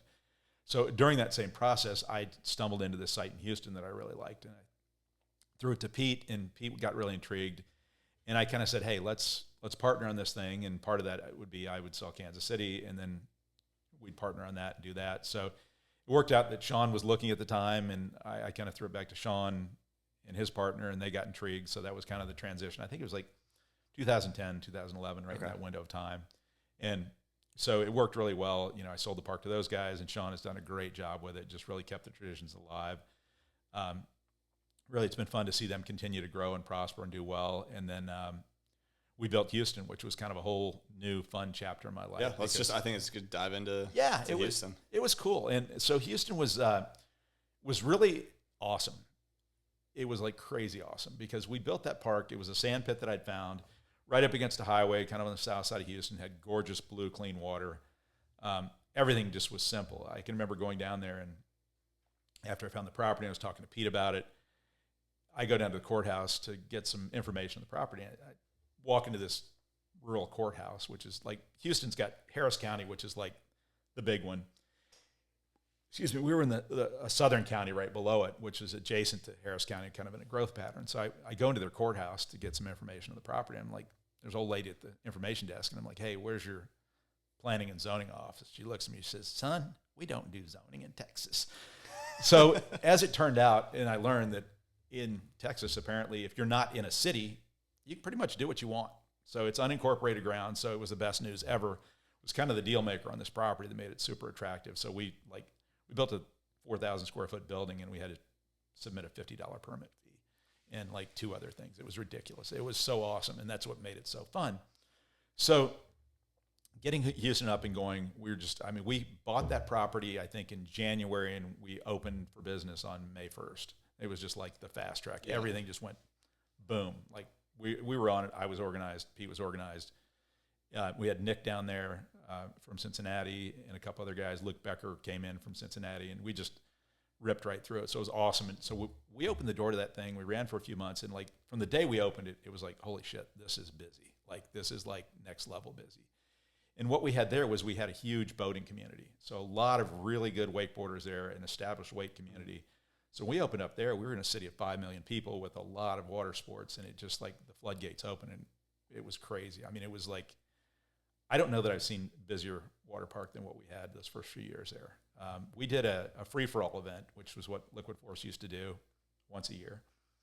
And it was right after we opened. And I want to say we did 700 passes that day. It was insane. it was absolutely like nothing I've ever seen. And just, we publicized it well, and we had everybody and anybody down there. It was kind of but I can remember I've got pictures of like lines of people sitting in the water waiting for the 2 tower. I mean, it was just insane. So super fun, but that was right time, right place. Yeah. For as hard as I worked in Kansas City to get that off the ground, to stumble into this and just like, holy shit, this is. Buy the property in January. Dude. I mean, it's like, and so, yeah, that was really awesome. And it was great too. They had a lot of really good core riders there that were kind of had a network, and a lot of just great guys that we love dealing with. And, yeah. I mean, I think of some of the guys down there that were just regulars at our park that really helped build it. Jason White and Gator Boone and Bert. We just had a good group that really were great riders, and really kind of, it was just a different vibe than we had in Kansas City. Okay, so how long are you at Houston, kind of have your hands involved there? I was regularly back and forth. So Okay. we had managers there, but Pete really didn't. He was off doing other things, and I think he kind of, whatever. He's the smarter of the two of us. So he was out making real money, where I just loved being part of it. So that was, I was back and forth a lot. And yeah, it was just, it was fun. It was fun to go down there and do events. I mean, it was just, it was a fun time. We had a bar there that was really close to the park, and there was a hotel there. And it was so funny, this bar, Stadia is what it was called. And we used to joke that we couldn't get kicked out of Stadia, despite the efforts of many of our riders and others. We had many events there, and they loved us, and they would just like ask us how much Fireball we wanted them to stock that night. But yeah, we had a lot of fun. No, it was super fun, and like I said, it was we had so many great events that I'm sure Tom probably told you about some of them. Yeah, Tom, yep. So I guess continuing with Houston, I mean, how long are you there years wise, and then how does that kind of come to a close? So we had a really great run for the first several years, and we started seeing some changes happening. I think the whole market kind of pulled back a little bit. We viewed that clearly that was an investment we went in. We figured there would be a time frame on this, and we figured at some point we'd either sell it or sell the property. We had a good property that was in a high traffic area. The city was growing. So we kind of set, I don't know, about an 8 to 10 year time frame where we just kind of see what was going on. So we kind of hit the deal where wakeboarding just started to gradually fall off. We were working harder. I think we had probably internally more issues finding good management and good employees. Hate to say it, and then me spending more time down there because of that, which I didn't mind it, but it was just like, we just weren't, I don't know how to explain it, but anyhow, so we kind of got to a point so that we started that in 2011, and I think we ran it through 19, right before COVID. We'd had a hurricane that had hit in 17, which kind of set us back a little bit. We had actually 5 feet of rain at that property. So yeah, we had some experiences there, but it just seemed like we'd gotten to the point where Pete and I were both like, okay, we either need to put a whole bunch of money into this facility and kind of upgrade it, or just sell it. Yeah. And so that was a tough decision we kind of came to, and we figured, it's time to sell the land because land prices were up. We didn't want to put a bunch of money back into, a business that was still doing well, but on the decline. We just, we always did well there, but we never did as well as we did probably in the first 3 years. I mean, the market's changed. And that was one of the things I was going to tell you that, my eye-opening moment to wakeboarding, or the sad progression of wakeboarding, is I went one day to M2 Sports in Houston, and the guy that ran it is Daniel McCormick, who's now with SMG, I think, up in North Houston. Great guy. Had a fantastic board shop, had 2 or 3 locations in Houston, was dialed in with everybody. And I remember sitting in the shop one day, and he kind of shook his head, and he said, these damn wake surfers are going to kill wakeboarding. I'm like, what are you talking about? Nobody's going to kill wakeboarding. He's like, it's just happening. He said, what's happening now is the dads don't want to wakeboard anymore. He said, the dads want to go out and surf. He said, so it used to be they'd come in and they'd buy 3 wakeboards, one for everybody in the family. Now they maybe buy 1 wakeboard, but they buy their 1 wake surfer, and that's all they do. And that's all. It comes back to the dads are not pushing wakeboarding on the sport the way they used to. And, I remember shaking my head going, not going to happen. They're all going to come to the cable. But it happened. It really did. And we kind of, I feel like, weirdly lost a big generation where we were, in that period of, let's say, 2005 to 2012, we were really cranking it in and going. The wake surfing just changed everything. It's not stab at the wakeboard or the wake surf companies, but it's just what happened. Am I wrong? No, probably not. And that's what kills me. So somehow or another, we have to find a way to bring back wakeboarding and make it cool again and make it a thing where kids are wanting to do it. And I think the good thing is I'm hearing, like, I know guys that are in their 30s now, late 30s and 40s, and they're teaching their kids to wakeboard because they wakeboarded. And so I have hope that maybe we can kind of, maybe it skipped a small part of the generation there, but. And I'm hoping this next generation is they're getting, like these guys that were customers of ours are now like raising their kids to do that stuff. And so hopefully that's a trend. That's we got to bank on that. And we need to build more cable parks. That's the key. I definitely want to touch on a lot more on the building cable park side of things. Is there anything else you want to? I mean, I don't have a ton of questions on Houston itself. Maybe the ending a little bit more if there's a little bit more that you have to touch on I will tell you Tom Fouché's story. Okay, that's a good one. So we're at Stadia one night and. We had this big party going on, and there was a group that used to support us. They had their own clothing company. It was called Backside 5, and they were this was their Backside 5. That was their logo, the back. Up all night thinking of that one. Yeah.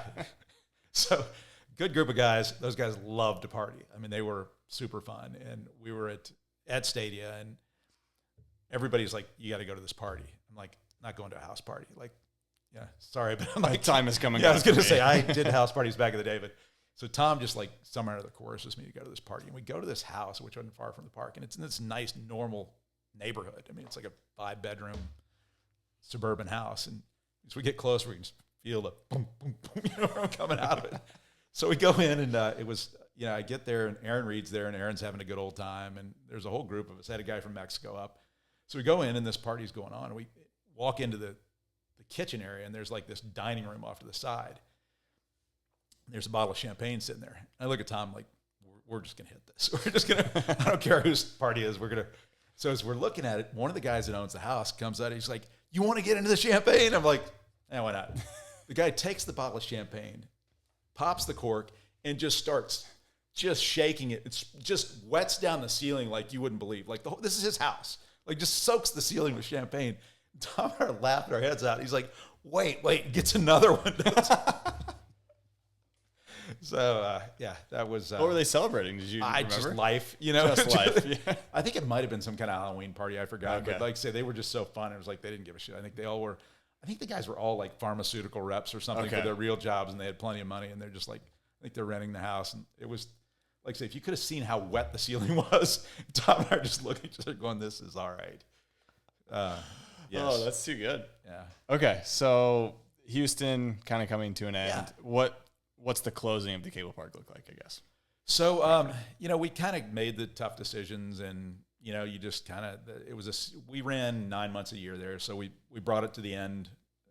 October, I think, is when we wound it up. And, you just kind of, you just do it, man. Like it hurts, it kind of hurts your heart and puts a tear in your eyes. But, we took it down and it was me and Potter and knocked it down and shipped it up to Michigan to give it new life. It's now at Lake Arvesta Farms, which is a wonderful facility up there that you're familiar with, and she's bringing in new beginner riders every day. So it's like I say, old cables don't die; they just get relocated and find new homes. And we've done that a few times. That's a great thing for everyone out there to keep in mind. That buy used cable; it's a way to do it. The dream is still alive, very much so. Well, I was talking to, Potter's always said that a used cable, you put it up, the metal itself knows how to work together, and it's sometimes, runs fantastically right out the gate after some adjustments. Our track record's been pretty good overall. And I think what it's done is it's allowed people to put cables in places they probably wouldn't have. I know Victor Amondi out in Western Colorado, I don't think he would have bought it had we not been able to make him a deal on a good used cable. And, I think it was... there's some adjustments going on as you kind of get into it, but I think when it was all said and done, he was way ahead of the price he would have paid for a new one, and it brought life out there. So okay, let's talk about price. If there's anyone listening right now that's in, maybe kicking around the idea of opening up a cable, what does it look like maybe to get a new one and then a used one? Obviously, there's a lot of variability here, but I think I haven't priced a new one in a while. I was the Rickson rep for many, many years, and really through a sequence of events. And particularly right around COVID, we kind of separated ways, and that was probably best for everybody. But I'm guessing they're probably going to retail for somewhere around $400,000 now for the cable system installed, give or take. maybe a little bit more. And then you got your anchors and some of the other stuff, which is you're going to have on any. So I think, there's used cables out there. If you want to call me today, could put you in one for, $125 and a good used one. Yeah. A good 6 Full tower. size, 6 tower. 6 tower with good American electronics, the best kind ever. Tim Hamilton would love me for saying that. That was he was a big game changer in our whole deal. We redid the electronics in the U.S. and that was such a huge improvement. So yeah, it's, if anybody wants to do it, let's do it. Okay, so I guess run through now what you're doing, because you just mentioned, if you want to buy a used cable, so hit me up. So. I have gotten out of park ownership. I do a variety of different things, but I still love being involved with the cable parks, and it's something that I will do as long as people want me around. I've got a handful of parks that I do staff training with. I do maintenance support. I still sell used equipment from time to time as it comes available. And, I've still stayed active with WSIA and trying to keep things engaged there and really just hopefully weathering the storm of kind of, we just haven't built a new cable anywhere in the U.S. in a long time. I think the last one was Elevated, as far as I know. Yeah, I think so. Yeah. And that's sad. That just, we didn't have any cables. Then we went through a run of adding a lot of cables, and now we're losing more than we're putting up. So I'm happy to talk to anybody about changing that trend. And sadly, it does take money. It does take, I always tell people it takes 3 things: money, land, and perseverance. And I usually get people that I've dealt with over the years that have 2 out of 3. They've got the money, but they don't have the land, or they got the money and then they lose the land, but they lose interest. It takes somebody really having to want to do it. And, I think there's ways that we can make it more attractive now in terms of adding amenities. The aqua parks have been a fantastic addition to the wake parks to bring in more revenue and to broaden the client base. But I think, so my role is, it's great. I'm very fortunate that I work with some parks and can provide service and kind of share some insight. And there's a lot that I just, even though I don't work for them, I'll take anybody's call. And if you ever have a problem, I'll be happy to give you my opinion. Because, and if I don't know what the answer is, I'll call Potter. And he'll say, "What do you want, Mike?" Like you again. Okay. I think now's a good time to talk about. So there were cables popping up. Yeah. Quite often. I'd say 1-2 year, maybe more, for a few years. For several more than that. Yeah. We had some big years. So I guess 2-part question. One, why was that happening at that time? So I think when you look at kind of when things really ignited, it was about 2008, 2009 when the boat industry hit the wall. That was when the finance rates got insane, the boat inventories got out of whack. And I think the industry kind of looked how are we going to grow? And I think, I would say it was that, along with the fact that some of us were building parks and operating parks, and they had something to see. And for the first time, starting in 2008, I was a sales rep for Rixon. Pat was a sales rep for Sabotaged. So we had people actually out here actively doing it. And Pat did an amazing job of getting the visual stuff out there. Honestly, he did so much, where mine was more the grinding and dealing with the day-to-day stuff. I think Pat was doing events, putting the 2.0 out there, putting in all kinds of places and just really doing tremendous things to grow the sport. And I think that really, to his credit, did a wonderful job with that. And so I think, like I say, that and I think the whole, let's say the introduction of the 2.0, of the two-tower system. Huge. Because that, somebody for $20,000 or $30,000 or whatever it was could throw some in their backyard more or less and get it going. And I think if you look back, there were several places that maybe started with a 2-tower and then went on to build a full-size cable. Yeah, Action Wake Park was that kind of story too. And I'm go. sure that's a lot of other parks like that to kind of do a proof of concept. West Rock was also one of those to do a kind of a proof of concept to see. And neither of those guys bought cables from me. They did both. And it kills me because I like both their parks a lot. I was at Action a couple weeks ago. I'm like, damn, I wish I'd sold this one. So yeah, I don't hold grudges though anymore. I used to. Just for a little bit. It wears off after time. Okay, so then what do you think kind of led to a decline and some closing of parks? I think with so many things, and the thing that really is challenging about this is people are enthusiasts that do this a lot of times. And, there's a difference between a hobby and a job and a business. And I think we had people that were genuinely great people that were excited about the sport that maybe didn't put together the best business plans, maybe didn't come in with enough financing, maybe didn't pick the best spots. That's all part of the equation that really is challenging. And management is a big part of it. Marketing, a mistake I saw a lot of people make is you put together your budget for the cable park, and you're like, okay, this is for the equipment, this is for the building, this is for whatever else, and then suddenly, you've got this marketing budget, like you've got X number of dollars towards marketing, and what happens is you start building, and as you're building, people come out and say, this is the coolest thing, you're going to be so busy, you're never going to, you're just going to be swimming in money, and you're like, yeah, you're damn right I am. And then you start getting into maybe some cost overruns on your building, and you're like, well, we'll just take that out of the marketing budget because we don't need to market because everybody's going to come out here. So by the time you've opened the door, you've probably under budgeted all your capital expenses, and you've blown your marketing budget on the capital expenses. So you're just going with the deal like, hey, we're here, come see us. And the 12 people who told you that was awesome are there, and they didn't bring any of their friends because wakeboarders never bring their friends.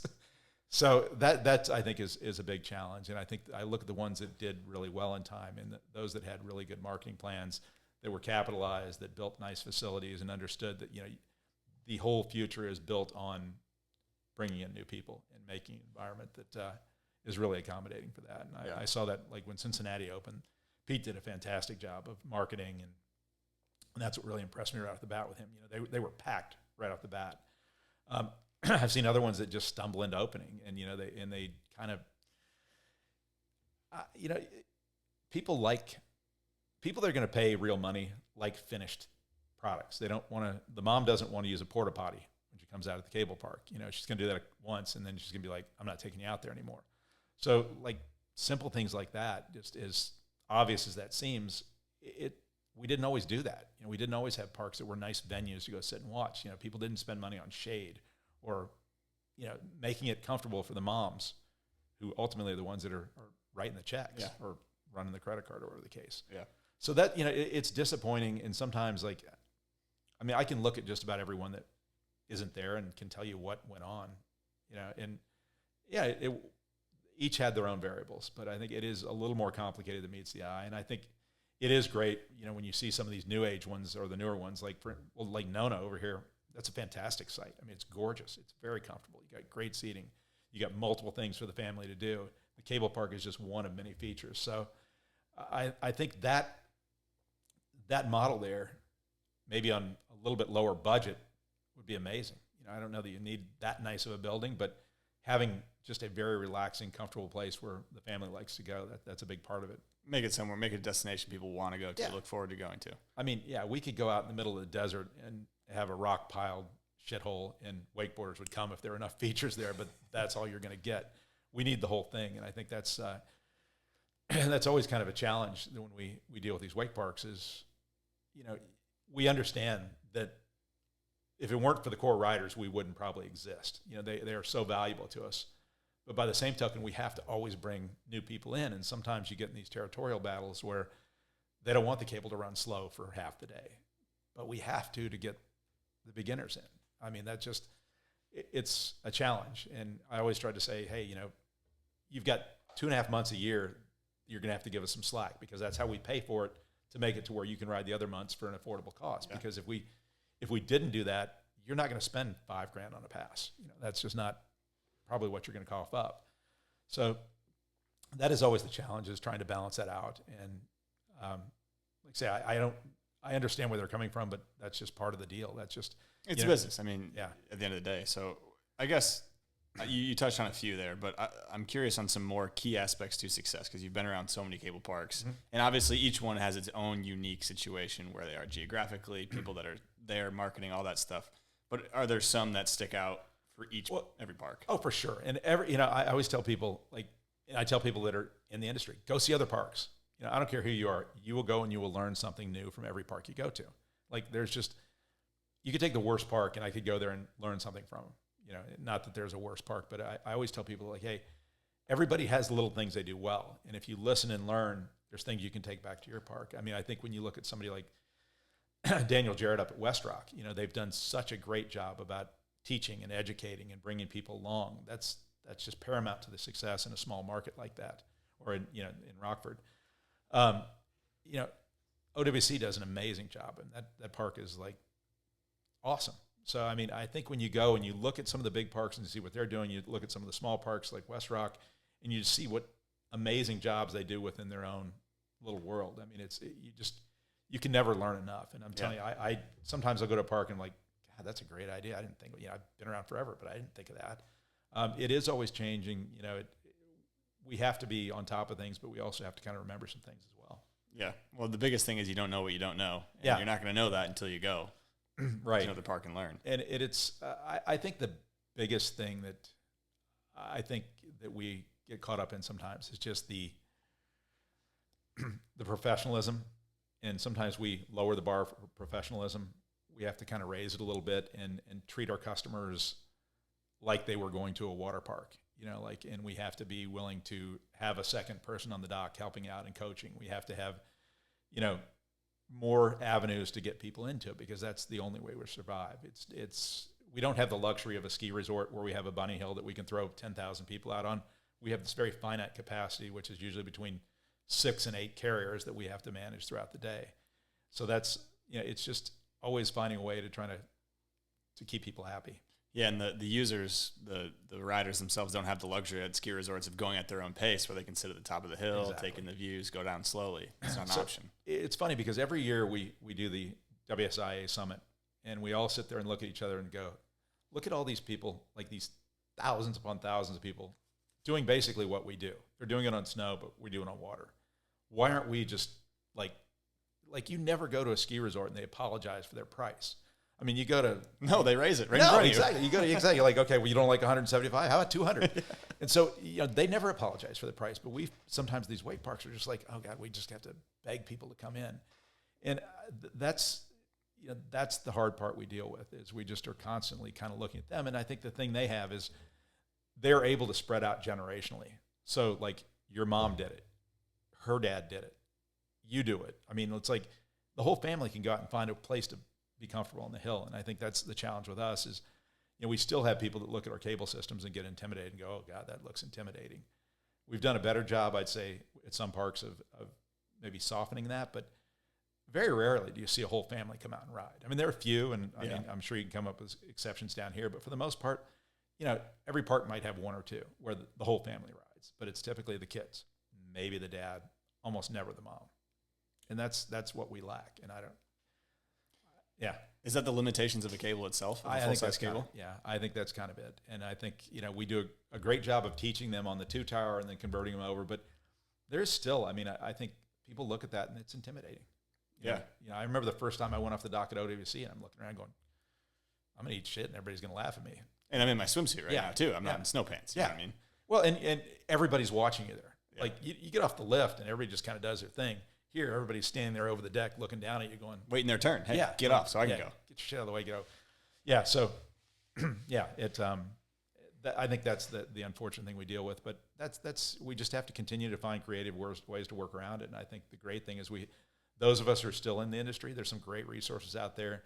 I love it when we do our WSIA meetings and people get together and they just share information, because we aren't competing with each other. We're competing with everything else, with the water parks, with the opportunity cost dollars of vacation. So, like I say, we've got great people that are out there doing it. We just need more of them. And I think that's, ultimately the sad part was I just think we've never really had, I think Sesatec did a good job initially of getting stuff out there. I don't know that Rickson ever did enough to try to really expose this on a big level. I mean, they dabbled here and there, but it's got to be a long-term plan. Yeah. And I have a long-term plan that I've shared with them, but it requires investment. And, they know their model in Europe and they know exactly what they can get there. And I think it's always been a bit of a quagmire here as to what to do.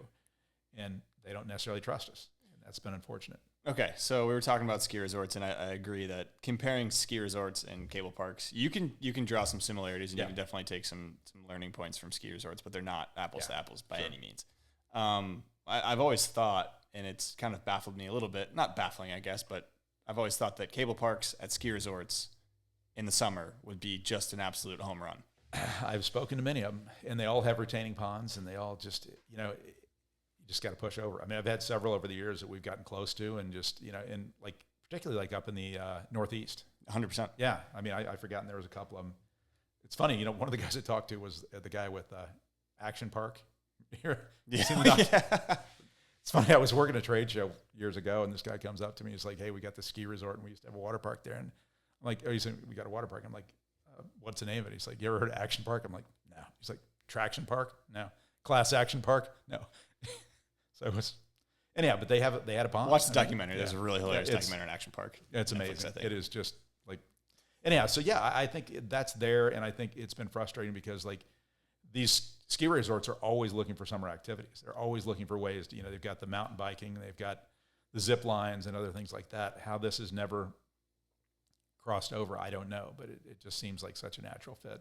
It seems like such a natural fit, and there's so many different things for me that line up. Is like you have your whole customer database of people that are interested in these types of activities.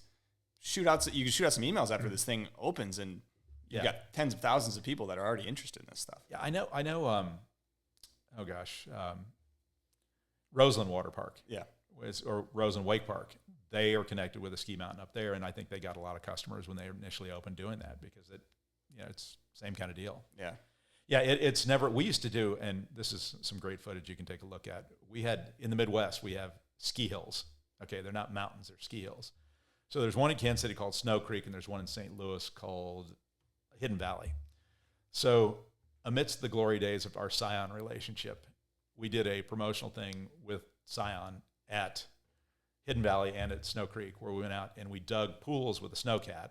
We lined them with plastic, and then we pulled riders with a winch through starting on the snow into the pool, hit a rail, and into the landing pool. And it was fun. I mean, it was like we're trying to show this crossover, and I don't know that we ever got any money out of it, but some of the videos hilarious. I mean, it was like, it was good stuff. As we here on these, we'd build the pools in the afternoon. It was all nice and sunny, and then we'd come out at night and shoot a night sequence, and the guys would come out of the pool, the landing pool, hop up onto the snow, and it would just be a sheet of ice.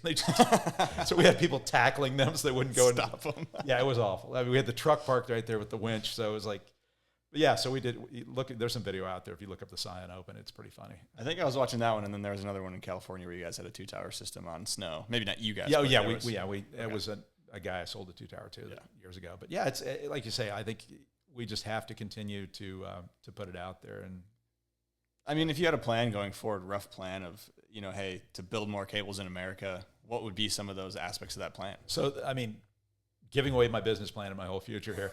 I'm kidding. I think the two most attractive avenues are going to municipalities and trying to approach the municipalities. And I think one aspect we could look at this and say, okay, every city's got a pool or two or three or four or five. How much does it cost them to run the pool over the course of the summer? A lot. How much money do they make off the pool? Not very much. But it's a public, it's a public asset. It's a community type asset.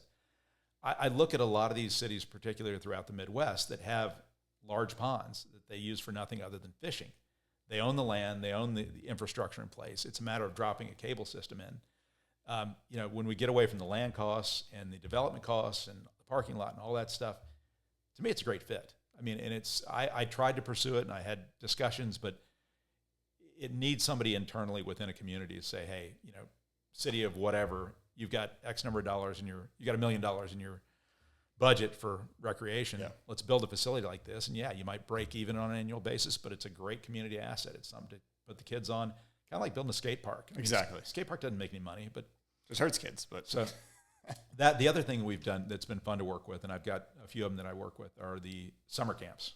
So we've got a few summer camps that I provide maintenance and training for that it's awesome. It's perfect for it. I mean, they have lakes on site, so they're not taking people off site to go boating. It's fantastic. I mean, it's just been so private. Yeah, private, but a lot of these summer camps have good revenue, good resources, and it's just one more thing for them to differentiate. And that's really what it all comes down to is differentiation. And we've had a great experience with those. I've done several of them for several years, and it's been so much fun. And I will tell you that, no disrespect to my other customers, but those are the nicest people to deal with. They're just so friendly, and they're like, God bless you, and like just happy. I leave happy. So it's a great time. It is so fun. But no, so that's kind of where we need to go. We need to look at other avenues and maybe look more towards the private, the public sector to support some of that. And we've got a great product. It's a proven product that's been around for 60, 70 years. The history's all there. It would be great to see somebody, like say, I can tell you of a pool in Missouri, at Republic, Missouri, which is a town of about 7,000 people. They had a windfall years ago from some EPA Superfund cleanup deal, and they put a flow rider in their public pool, and they spent probably $2 million on that, same kind of deal. Yeah. You know, I would hope someone else could look at that. Like, I always think of Iowa City as a city that's, you know, decent population. They've got lakes there. Why not put that out for your community? You know, run it in the summer. Let the kids have something to do. Yeah. I mean, and they're all over the Midwest like that. So, I don't know.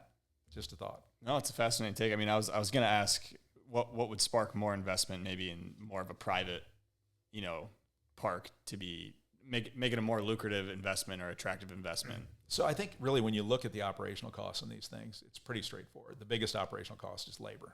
I mean, that's just number one. Insurance is a big factor, and then just, you know, upkeep, taxes, things like that. But labor is the biggest thing typically. And, you know, that's just part of, and labor's not going down. Yeah. You know, I can remember when they opened Imandi out in western Colorado, and Victor told me the minimum wage out there was $12 an hour. I'm like, what? Because I think we were paying like $7.50 in Houston at the time, and now that seems like nothing. I mean, compared to where it's gone to now. But yeah, so I think, yeah, I mean, it'd be interesting. I always wondered why somebody wouldn't just build a private one. You know, I mean, with the kind of money that's out there and people are eccentric, I'm just kind of surprised somebody wouldn't just say, hey, I've got a 10-acre pond. Why not throw my own cable out there? Yeah.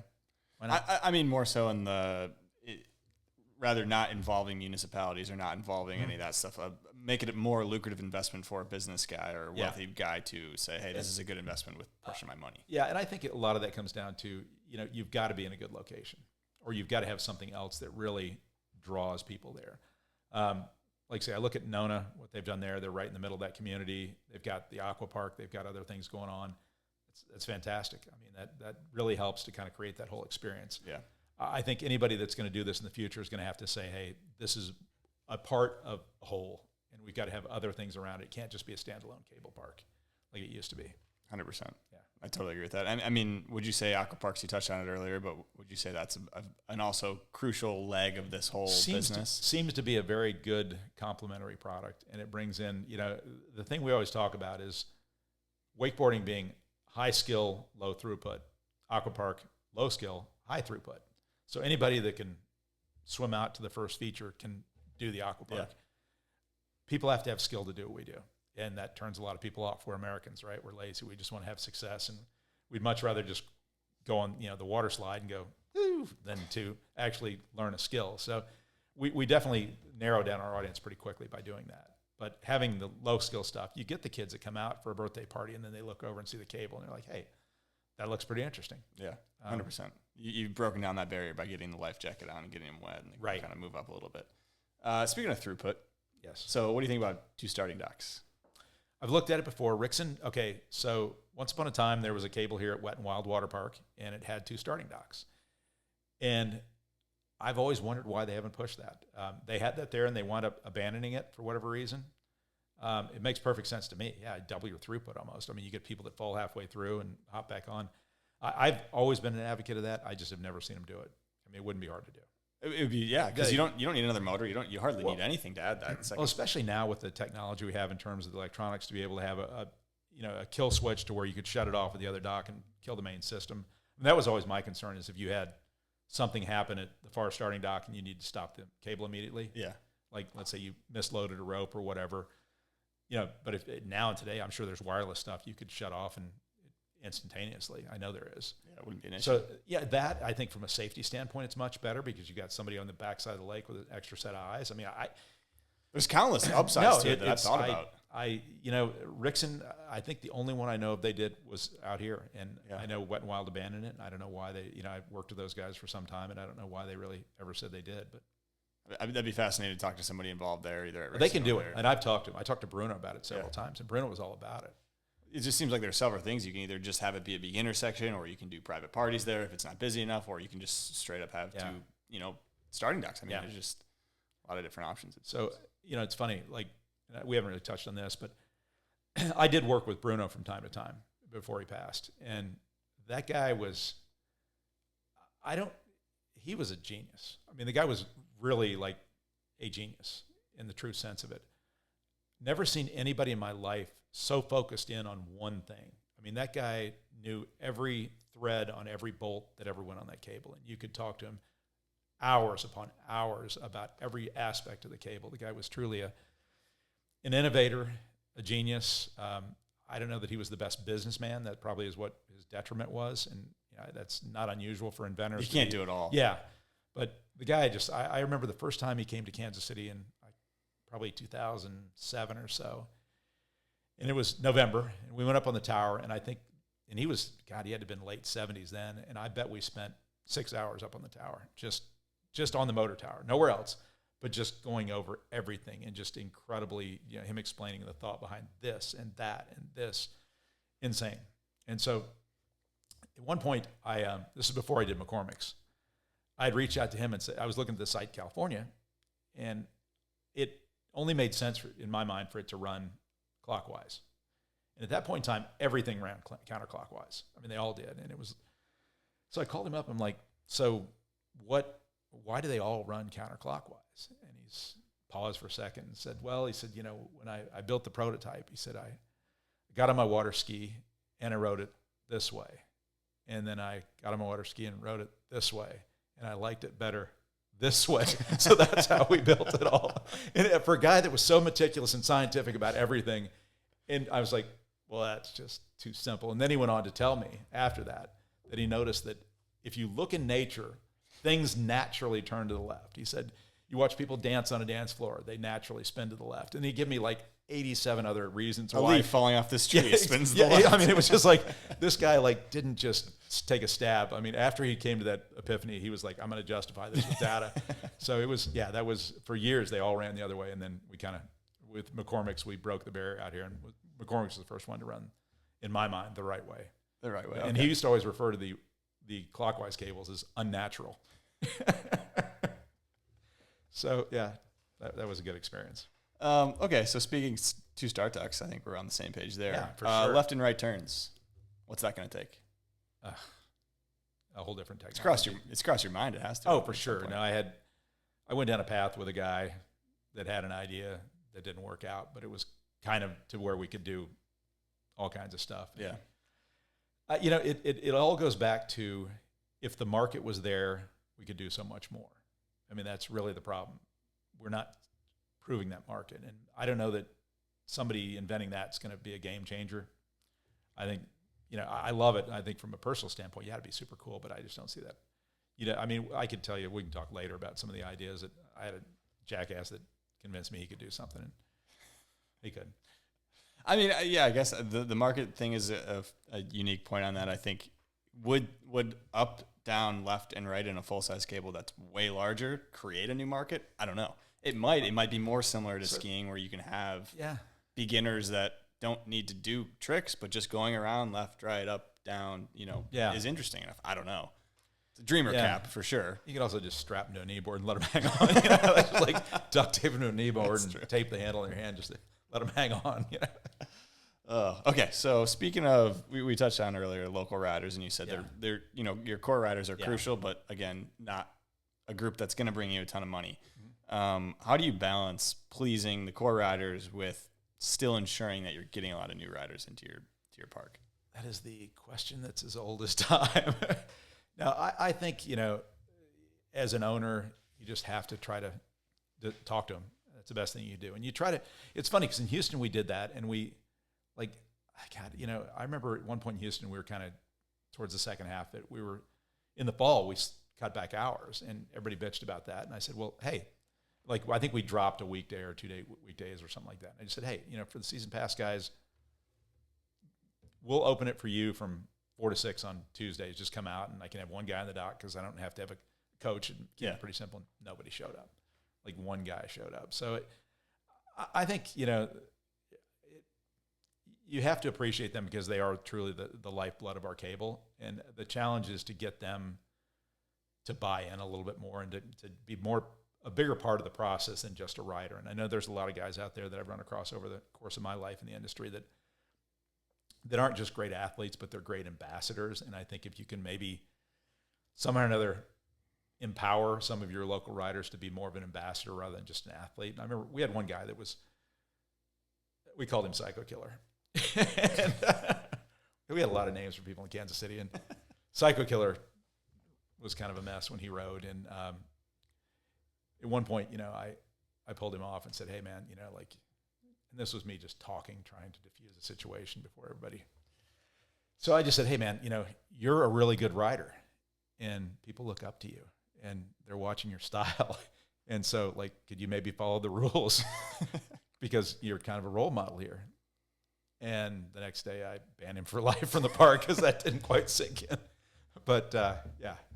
So, like say, I think with a lot of guys, like say, just empowering them and maybe trying to give them private sessions where, working around where maybe you run a little bit faster, or you try to do some things that accommodate for them. But I think the biggest selling point to them is the off season, because the shoulder seasons I think are huge. And to me, that's when I love to ride. I love to ride in the fall. I mean, that's the best time. That was the funnest time. That was, it's weird. Like when Labor Day would hit, like you had this depression of like, oh shit, summer's over. But there was this window in the fall during the week when we were only running weekends.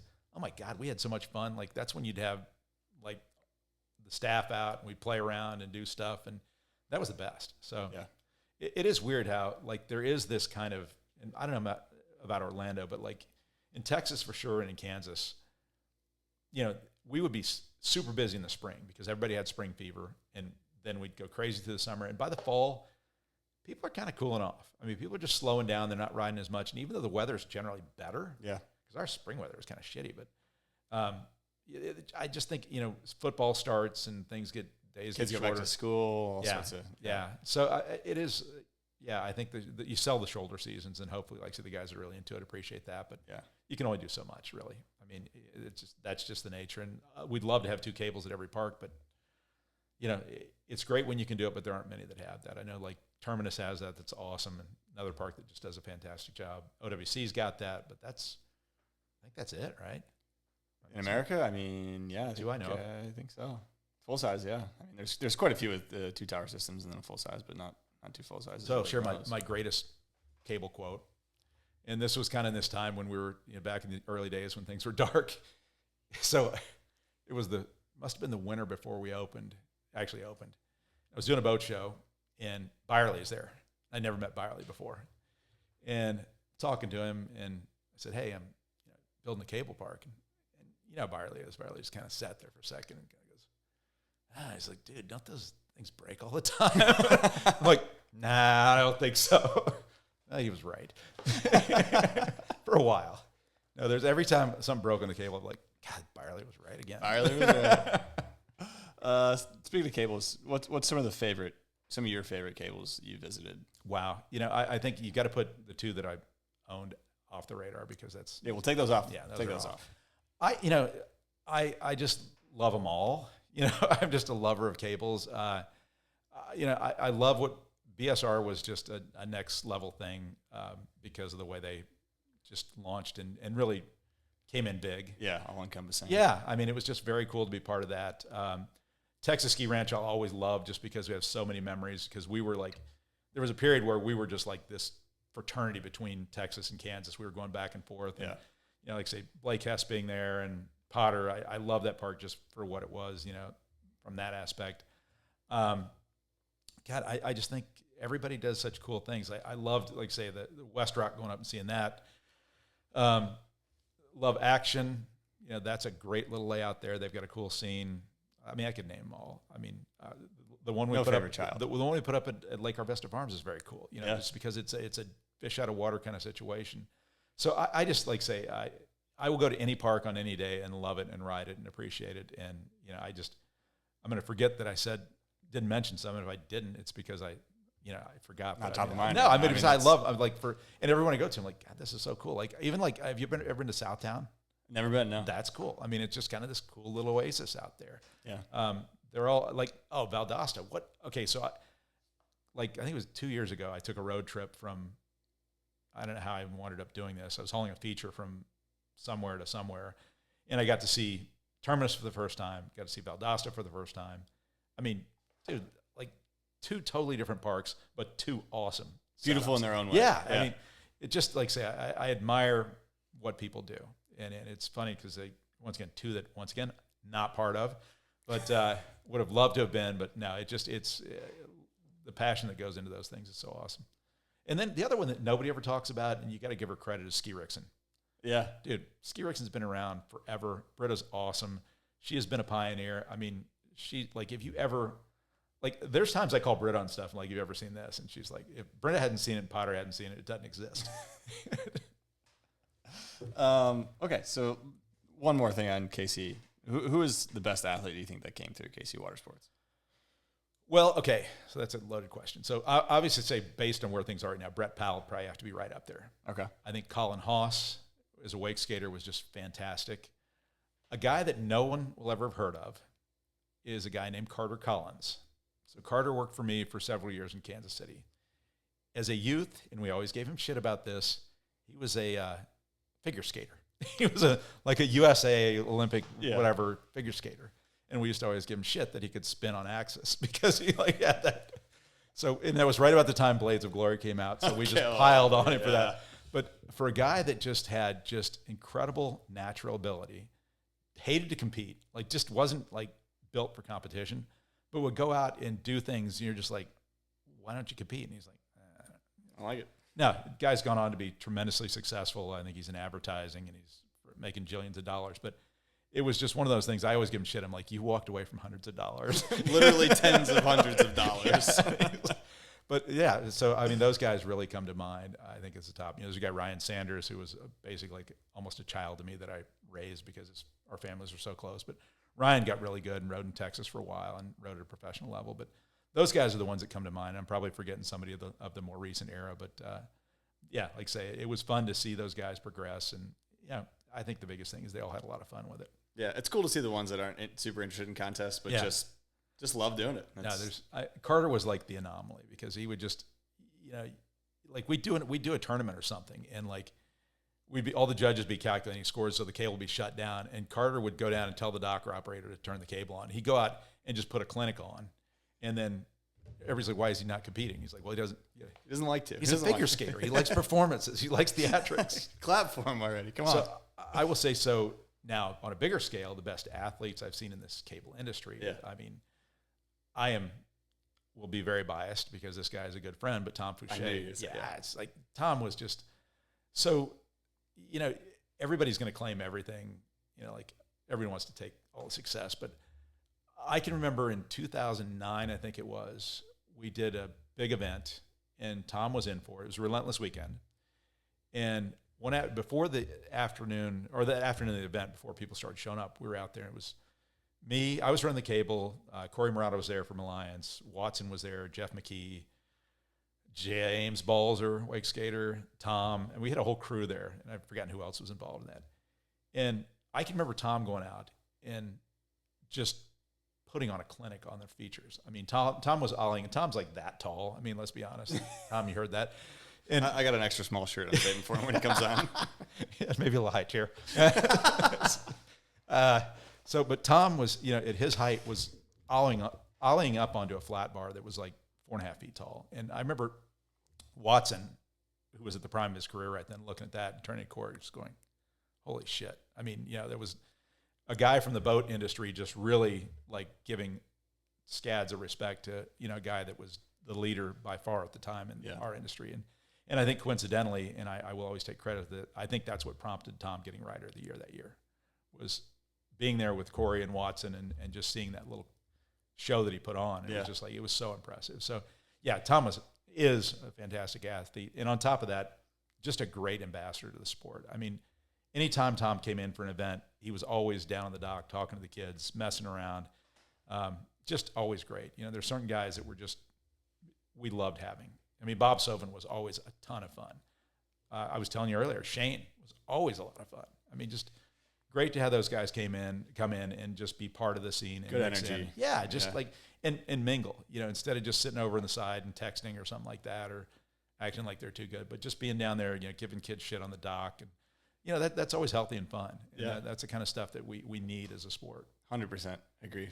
Feel bad for Tom. He's a Texas fan. It's going to be a lifelong of pain and hurt. Well, you've got to feel sorry for Texas. I mean, they have no alumni support. They've got a small university. I mean, what are they supposed to do? Really? So, yeah, you hit the nail on the head there.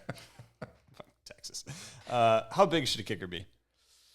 So, obviously, as you know better than I know, there's two aspects to a kicker. It's height and it's transition. So, I think they should probably be no more than maybe – I'm not a rider. I'm just a guy that used to write the checks.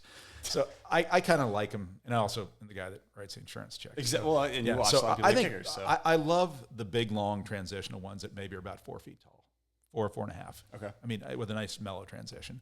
I know some guys like the ones that shoot straight up and you can do all crazy stuff, but I think there's a point where you just go too big, and everybody that built a park back in the day, when they'd start talking about building features, and they say we're going to build our first kicker, I'm like, don't build it too tall. I said, you're going to put it in the water, you're going to regret it. And the first thing they say to me when I got there, you know what? You're right. We built it too tall. It's too tall, too steep. It sucks. So yeah, it's. I think once again, Unit does a really nice job. I think the mid-sized Unit. I think the XL is too big. I'm going to put it right out there. It's too big, too steep. I think the large for a large skate is perfect. I think the medium's amazing. I think. Well, you just can't mess with Unit. They know exactly what's up. I just messed with them. I told them their XL's too big. What are you going to do about it? Yeah. No, I think you're spot on though. I mean, but I'm not a big kicker guy, so I think it's interesting. A lot of guys aren't. I mean, a lot of people they don't like to hurt their knees. That's what it comes down to, because you got bigger. And you can do it when you're younger as you get older. I think, like say, I've just watched a lot of guys that love hitting rails and things like that. But the kickers just take a toll over time. That's why I was always fascinated that the standard for so long seems to have been 2 kickers right off the start dock. I would say the majority of people aren't kicker guys. Yeah. Maybe put a rail in there sometimes. I mean, I don't know. I think, once again, time of year, your audience, things like that. Kickers to me always on a cable were about putting them in the right spot to where you got the right boost. Yeah. And if you put them out in the open stretches, you don't get much boost. You get them a little, like after the corner, sometimes guys can really launch. But yeah. So let me ask you a question. I get to hit you with a question. All right. Air tricks, for them or against them? I think when done well, I think they're great. Yeah. I'm not a big fan of the big stretched out flailing all over the place, but if you're grabbing them, I was talking to Trent earlier, and he does a unique grab on one of them. And I think air tricks are a staple in cable wakeboarding. So that was when I first got going in Casey. That was kind of the big debate, because everybody from Ski Rixon, all they did was air tricks because they didn't have any features. Yeah. And everybody from OWC is like, hey, air tricks, you can't do air tricks. That just was so frowned upon. So, and I think Texas was kind of TSR was kind of in the middle, where they allowed both and they encouraged both. But so then I got one for you, another one, little off the cuff question. How about Rayleighs off kickers? No, that's going to be a no from me, dog. If you do that, you can do that only if you're not wearing a shirt. Yeah, if you have no shirt on, then cut-offs. Yeah. Maybe you strap a cowboy hat. I mean, yeah, you can do that. But no, Rayleighs on kickers, that's a no. We're on the same page there. Okay, I got some more kind of rapid fire questions here. Yeah. So power rank these 5 water sports. Yes. Wakeboarding, e-foiling, jetboarding, water skiing, and wake surfing. 1 through 5. I will say that I've owned an e-foil. I've owned a jet surf board, a wakeboard. You've owned water skis. Water skis, of course. Yeah. So in my world, I would say, well, can I use wake skating and wakeboarding interchangeably, or does it have to be wakeboarding? I'll allow it, yeah. I'll allow it. So I will say, in my world, wake skating, wake foiling, then probably jetboarding, e-foiling, water skiing. And I don't know who I left. I added one to the list. You didn't even talk about wake surfing, but it's fair. Yeah. I mean, I just... Jetboarding pretty good, though? I love it. I had a couple of them. I loved them. I had a couple of the electric ones. I was going to say, they're fun. I mean, there's not a lot to them. I mean, it's an easy thing to do, but the thing I liked about them is they're easy. Just throw the battery in and go. Yeah. The thing I disliked about the e-foil, and probably why I'm a little jaded on that, is they don't allow them at my lake. So when I had one, I had to take it to a public lake, which means I had to wrestle with a damn boat launch. Those things weigh 134 pounds. So by the time you park your car or drop it off, lug it back and forth, and then you have to answer questions from every freaking hillbilly at the boat launch. Hey, what's that? What you got there? It's just, that's kind of wore me out. Whereas like the jetboard, I could just kind of throw in the water and go. That's fair. They banned e-foils on your lake? They never allowed them. Or never allowed? Why is that? It's not big enough, or what? It's a long story. Well, it sounds like a bummer. No, it may come someday, but it'll come if I push it. We went through a horsepower increase, and I went through that whole battle, and I just don't want to go through another battle for a while. Okay, so. Fair enough. The e-foil, you just got to get the little wheelie thing that you put the e-foil on, wheel it down, and then wheel it back. You have to carry it then. I know. It's just... And then you just put headphones in the hill. Yeah, I know. Like say, or you live at a lake where you just leave it on the dock, and that's the way. That's the way to do it. So yeah, they're fun. It's fun. It's enjoyable. How many fantasy football leagues do you manage? I'm in 2. Well, I'm into, yeah. There's a pause there. What was the hesitation? Well, I got one online league that I did through. I was bored one night. And it's doing horribly. So yeah, I'm in one, both with in Texas. One Fouché runs, and the other one Blake Hess runs. So Okay. I'm really disappointed with my season so far. Who's this your year. quarterback? Well, in the one that Hess and Tom are in, I've got 3 quarterbacks right now. It's a long story. I hoarded some draft picks from last year. I made some trades because I was flaming last year. So I got Kelly, and I also have Herbert. Okay. Justin Herbert, totally overrated, but Yeah, fair enough. I'm going to trade him. That was no one heard that. Justin Herbert, great. And then Fouché. I got Sam Howell, just kind of on a Commanders. yeah. Okay. So All right. so yeah, that's but yeah, the team it's really underachieved. I had tons of draft picks. Oh, I had Justin Jefferson. I had the first pick overall, who has been out of luck. Yeah. He'll come back for the playoffs. You just got to keep stacking draft picks, though, because then you'll never lose. Because then you just look forward to next year. I got That's more what draft I'm about picks. to do. You know, I'm you about just to keep that doing point. So yeah, start having I think my team is going to get better. I think I'm ready for a playoff run. Okay. That's what we're built for. Deep push. We're That's built what for. We're built for that. So. We were talking earlier off camera. Is there an auto fork function on cables? You were running me through a story at a Guinness Book of World Records kind of. Oh, yeah. So, so Once again, Pete, being the marketing genius, did a deal in Cincinnati years ago where he came up with this idea of creating the Guinness Book of World Records for the longest distance traveled on a wakeboard, which, by a team. So we really qualified to make it easy. a lot of competition there. It is very exclusive. Like I say, the nice thing about Guinness Book of World Records is you can do whatever you want. You just have to be specific about it. And so we met up there in Cincinnati, had a team of 10 of us. And, there's some industry guys you'll recognize, like Tony Finn, Jimmy Redmond, Tom, Amber Wing, who else? Adam Arrington was on that. I was selected because of my superior athletic ability, or they just needed another guy. So what was ironic is, so we got in this thing, and of course, if you know Tony Finn, Tony's Tony, and Tony's always got to be the center of attention. So when we started this thing, of course, Tony's the first guy to go off the dock. Tony takes like the first lap, then goes back to his hotel and goes to bed. And we didn't see him till the last lap when the cameras were there. So he was kind of the center of attention of that thing, but literally, I think the guy rode 2 laps and then disappeared. We didn't see him the rest of the night. He came back the next day at the end. So as it kind of wore on, you're doing it for 24 hours. So by about 2 a.m., nobody wants to ride. And half the guys were too drunk to ride, and the other half were asleep. So I got on and started riding, and it's just like, it's pitch black dark. We had a couple of shitty lights around the lake, and I'm just going around. And the whole time I'm riding, I'm just thinking, God, please don't let me catch an edge because it's really going to hurt.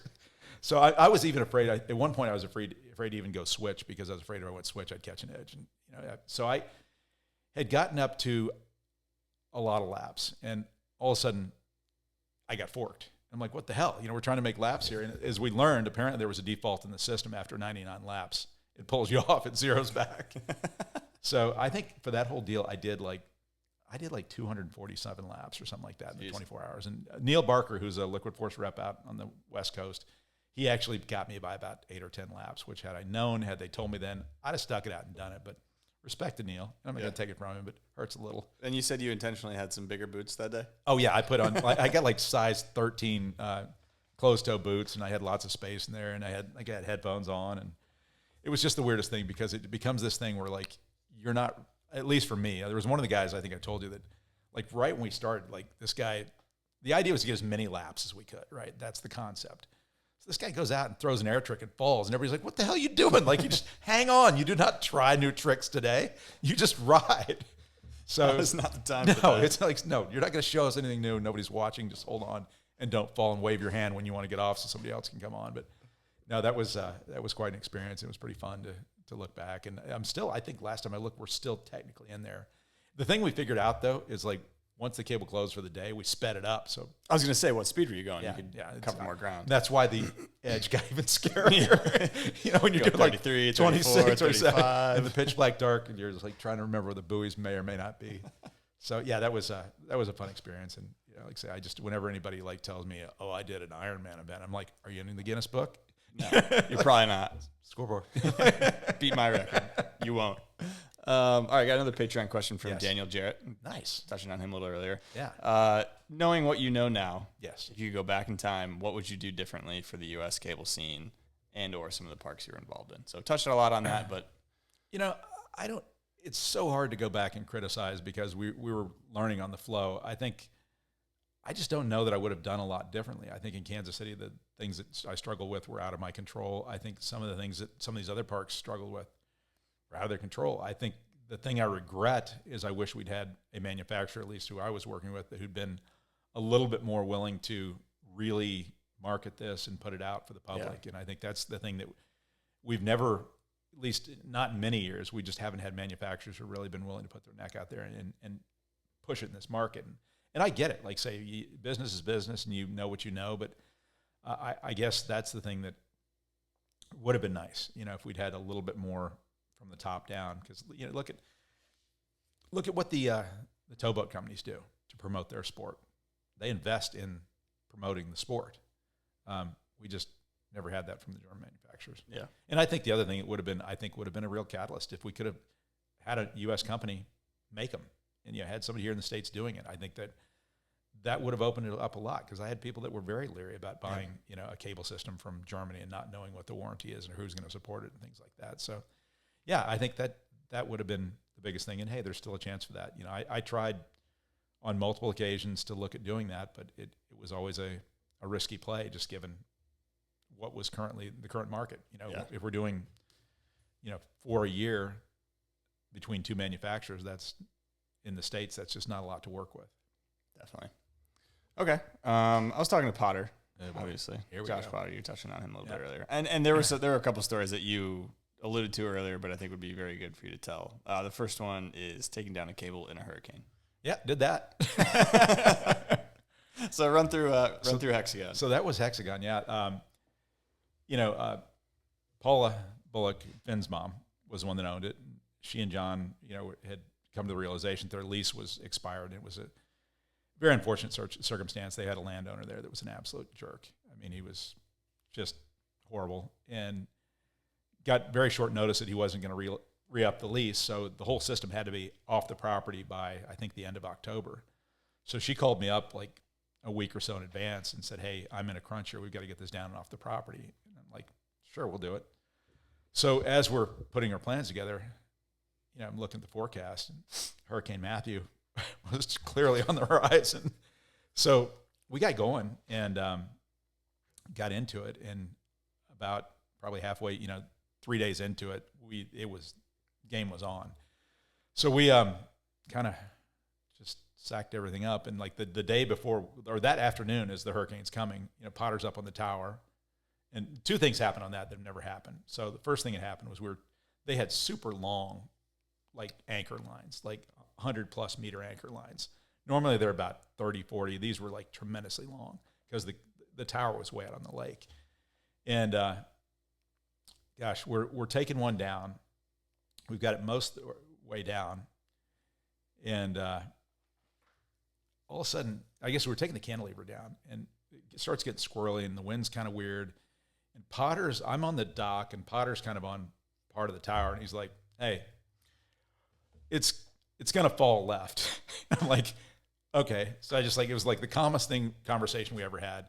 I get on the other side, and the whole tower just falls in the lake. Everything just goes down to the bottom. It's like, wow, that could have been bad. So anyhow, we swim down, got it hooked up, lifted it up, got it out. Fortunately, it didn't do any damage, but it was just kind of like one of those things that like could have been bad had we panicked. Or had you guys not had such a relationship? Yeah, or was yeah. such a It's just calm... like, he just looks at me and says, "Hey, I think it's going to go that way." I'm like, "Okay, I'll get on the other side." And it was just like, but so that, we wound up getting that down. And like, of course, I think when that happened, I believe he had his phone in his pocket. So he goes in the lake with his phone, and that's when he first was dating his girlfriend, who's now his wife. And they had to talk like 20 times a day. So he's panicking, like, "I got to go to Raleigh-Durham and get another phone." I'm like, "There's a freaking hurricane like there. It's right there." So we drive to Raleigh-Durham. He gets his phone, and we're like, "The weather seems pretty good here." Sit down and have lunch. Start driving back, and the wrath of God starts hitting us. So we're almost back to the town we're staying in.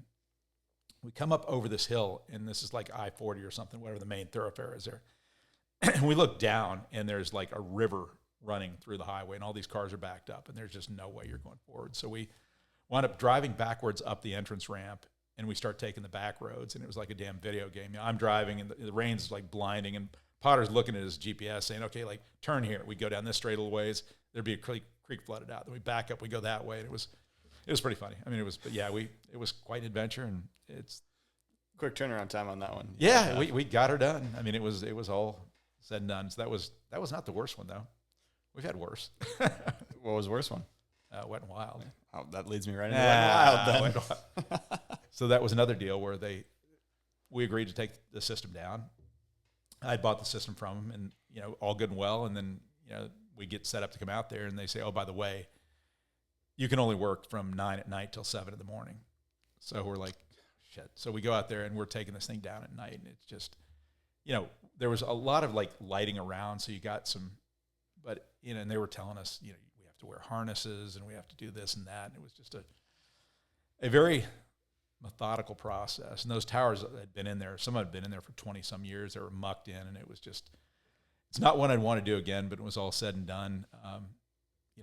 We got through it and won. So back to your second starting dock. So there was out in the middle of that lake, and it might still be there was a little hut there that was a second starting dock.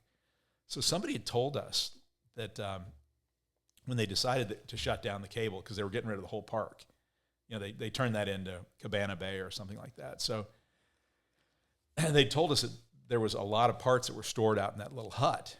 And we then heard that some kid was supposed to clean that out. Instead, he just threw all the shit in the lake. So the lake is like 20-some feet deep. So I'm like, I'm going after that shit. Like, I'm not like, and we'd heard rumors about what was in there. So I dove down several times, down like 20 feet of water. And I'm just like, I found a fork. I found several good parts down there that I brought up. Potter wouldn't do it. He's like, screw that. I don't care. I don't want them. How you got a mini gold mine down there? I'm just like, I kept going back, and I'm like, somebody said there's an axle down there. I want to find the axle.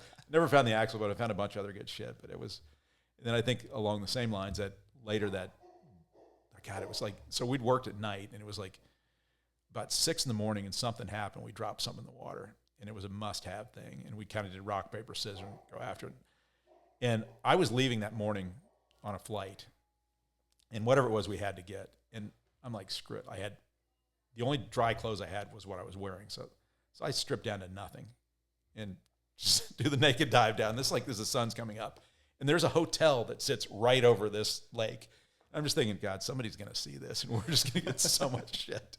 Fortunately, nobody saw it. Fortunately, I found what I needed, and I was able to get on my flight. Quick. Yeah, it was quite an experience, like I say, just doing that at night, and it's nothing I would recommend. So what happened to that cable? Why did they take it down? Amandi's got it.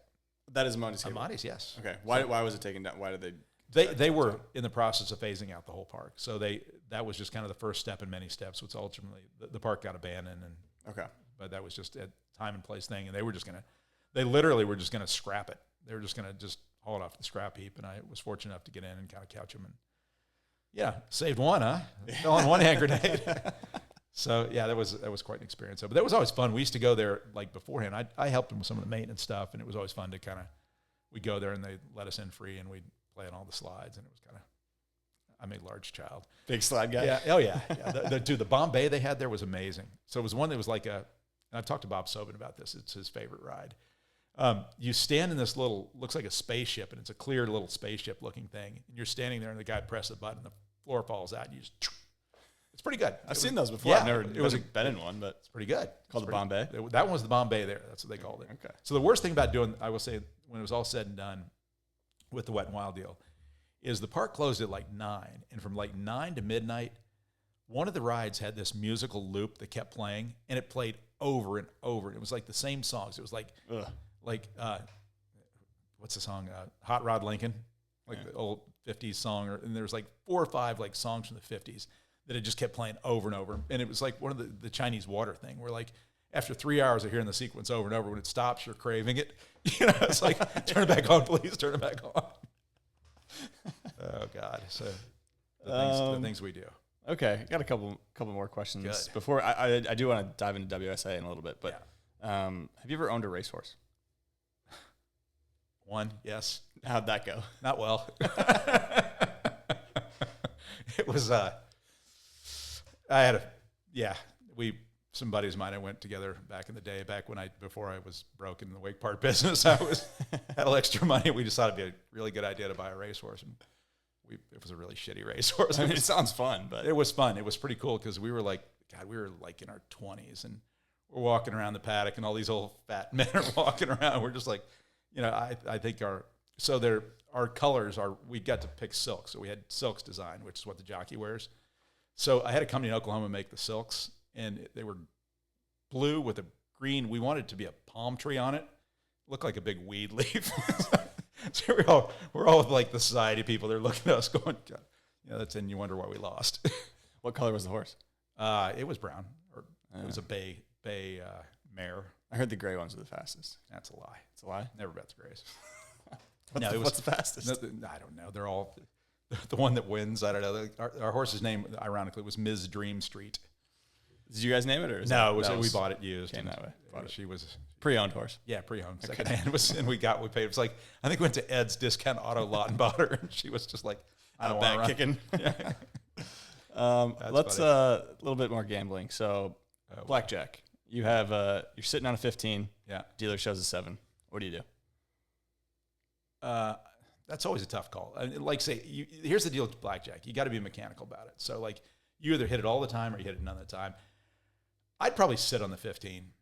Yeah, the book will tell you to hit it. I don't know. You'd sit on it? Yeah, I'd probably sit. Depends on the count, I guess right? a 7, yeah. It's like, so there was a time, one of our Vegas trips that Potter probably told you about. So it was me, Hess, Tom, Don Wallace, and somebody else were sitting at a blackjack table, and this old cranky dealer that was there, and he hated us. I mean, just hated us. The worst casino on the strip, the Casino Royale. It's just the worst place ever, but it had dollar Coors Lights, and they had tolerated us. So we're in there, and we're just mouthing off, and we're drunk and whatnot. And I could show you pictures, actually, of that night. And the dealer, Bobby, Hess was on fire. And Hess, if you know him at all, when he gets going, he's like the funnest person alive. And Hess was like going. And one point, I remember Hess gets dealt 3 6s. So he has 2 6s, and he hits it and gets a third 6. And he starts screaming, devil cards. And this is the kind of stuff they're putting up with. So at one point, we're all just like, we're sitting there, and everybody goes, everything you have, put out on a hand. Whatever's in front of you, put out. So we all go out, and this damn Bobby, the dealer, the old guy who hates us, backs into a 21. And I called him a dick, and the pit boss really didn't like that. So, yeah, it was, we had a lot of fun there. So you in Vegas having a good time there. Oh, it's endless fun. Talk about Fouché. So there's a story where you may or may not have almost ended our buddy Tom Fouché's life. So there, once upon a time, back in the day, was a cable park in northern Oklahoma, like on the north side of Oklahoma City.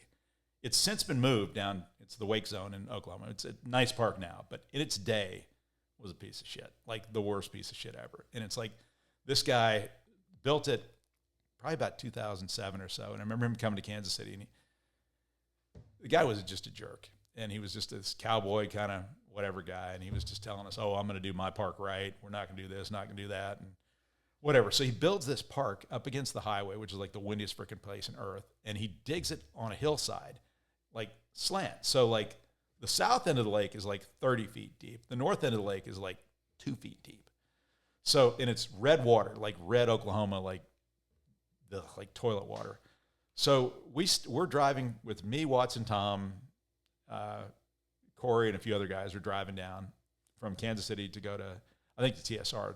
We're doing some kind of road trip thing. It was super fun. And we stop at the park there in Oklahoma, and we're out riding and having fun. And at one point, I think I came up with the idea. I can't remember. It was me or maybe it was McKee. But we decided we're going to do a kneeboard pyramid. Okay.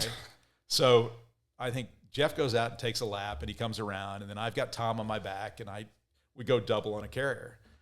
So this is great. So we pull together, we lock our arms, and Tom gets up on top of us, and he's like doing the Miss America wave. We go through corner 1, good, corner 2, go 3. We got the 100 or the 120 corners down there, which are easy to get around. We come back around, and like this lake, like to make the final corner on a 5 tower on this one, you have to go so far out wide. I mean, you're pretty much on the shore to make the corner. It was so poorly designed.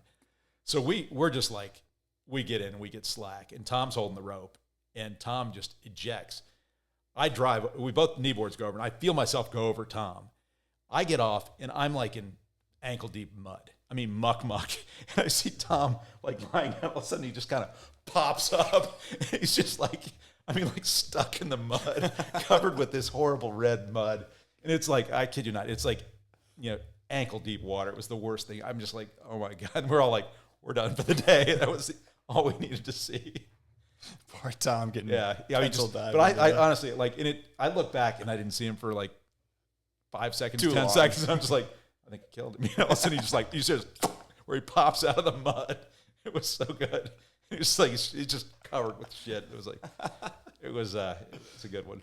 Oh man, the kneeboard pyramid. You can never replace the kneeboard pyramid. Never done one of those. Let's touch on WSIA. So yes. I know you have had quite a bit of involvement. So yes. run us through kind of your transition into helping out with the WSA, and then maybe. So it kind of evolved in about 2010 or 11 or so, and there was a group that really was pushing for it. I'd been to the couple of meetings before, but there really wasn't a cable section in it, and we had a group of people that were really kind of passionate about it. I know Pat Panacos was a big guy that kind of got things going with them because he had some ties to him.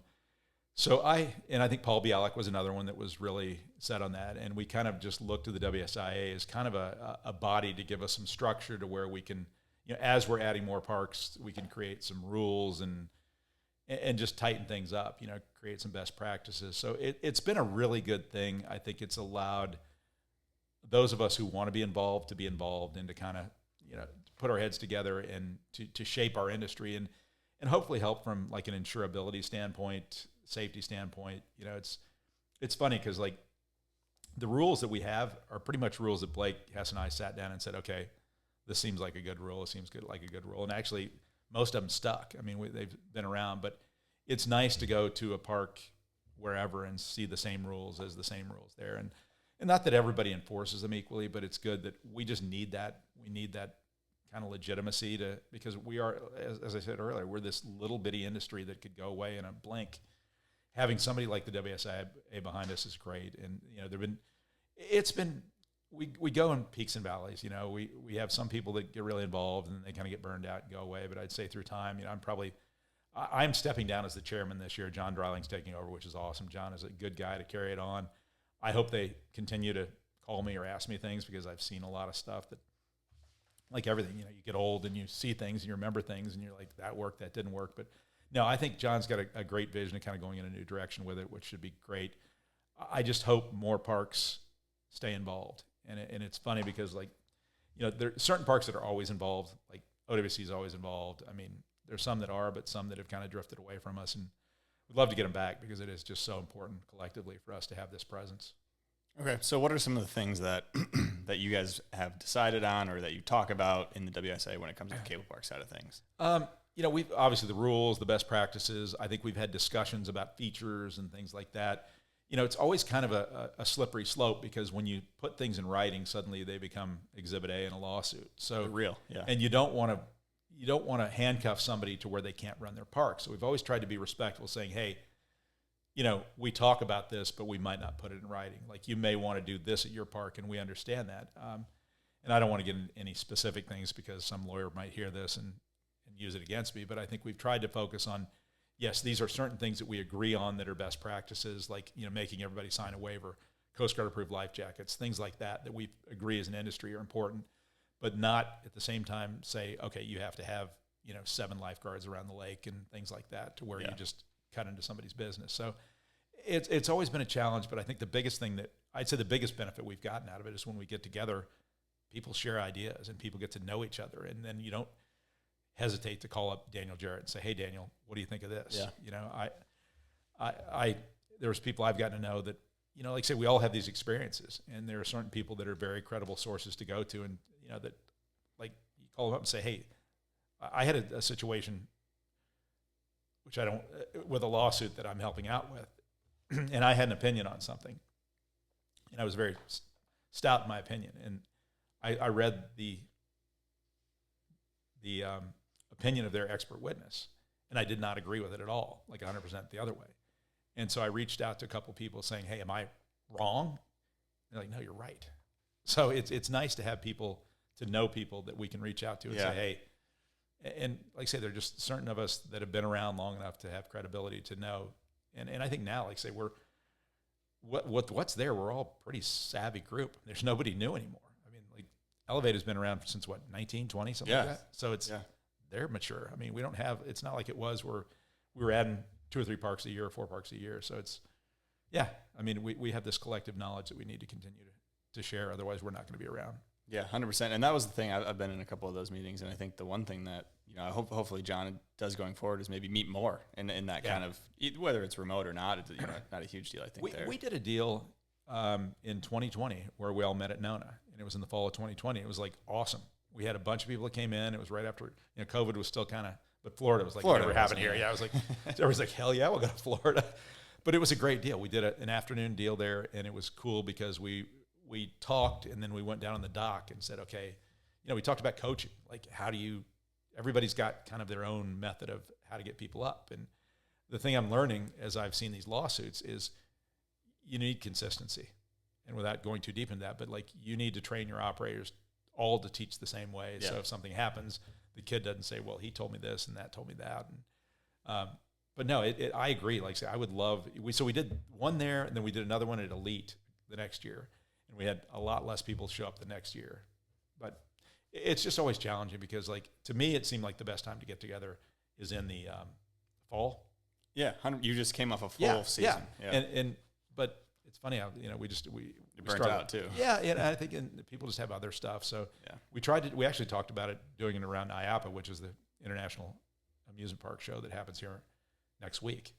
And, it's always hard to get it's like herding cats, where it's like, oh yeah, I got to do this or that. But no, I always felt like in the fall was a great time because you can learn things and then you implement it next year. You have time to. Yeah, and that's the one thing I loved about parks in Texas, our park, and in Kansas City is we shut down.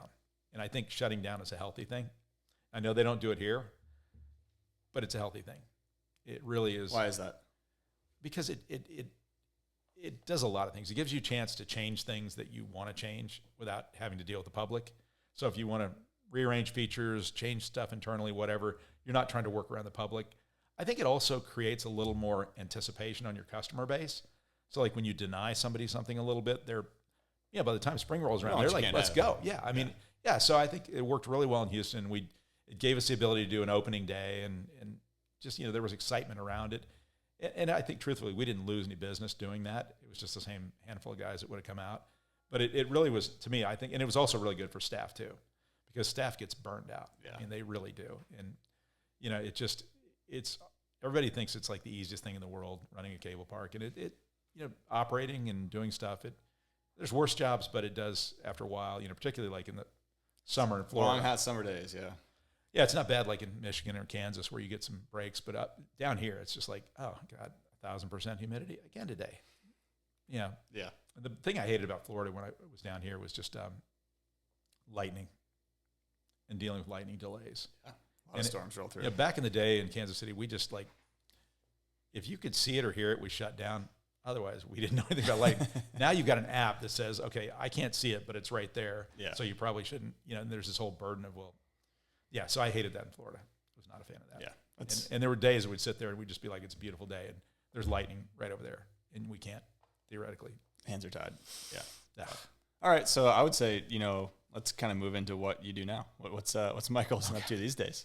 Well, like I say, I'm still engaged with a lot of parks. I still weirdly broker a lot of boats. I mean, I buy and sell boats as kind of a hobby.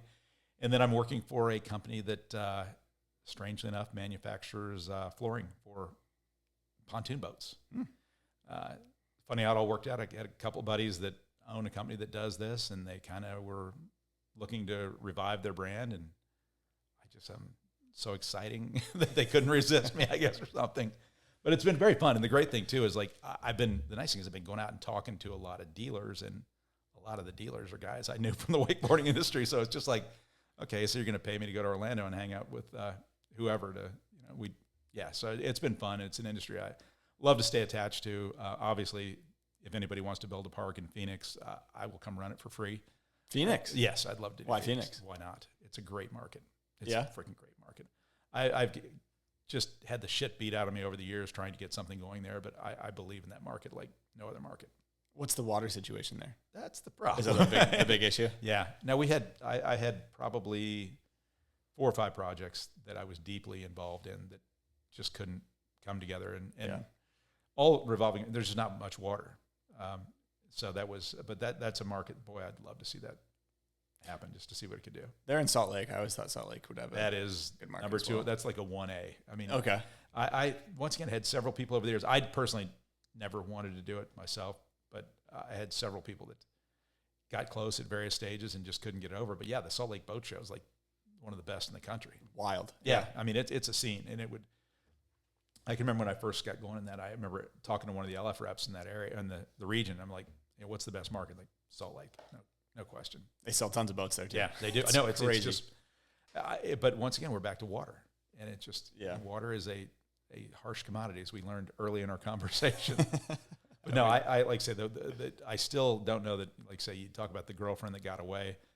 The girlfriend that got away from me was the one in North Phoenix. It was just such a good location, and it was such good timing. It was in 2000. I think it was like 2010, and it was. We had everything in place. I mean, everything was in place, and we got caught up between a chess match between the Corps of Engineers and the Flood Control District in the city of Phoenix. And it was just, they all got in this internal battle, and we were a casualty, which is, to this day saddens me. Yeah, that and the other one in San Diego, in Santee, that would have been, that's, back to the question of what can we do to ignite this industry. Let's build a park in Southern California. I feel like that's always the one that people are talking about. Yeah. How is there not a full-size cable in Southern California? Because there's no water, and the land's worth $50 jillion, Yep. and there's every environmental standard that you can ever imagine, and people sue themselves like 24/7. Well, you just covered it right there. Yeah, I mean, it's like, so you wonder why. We had one. That was going to go into Paula, which is inland from San Diego. There was a motocross track there.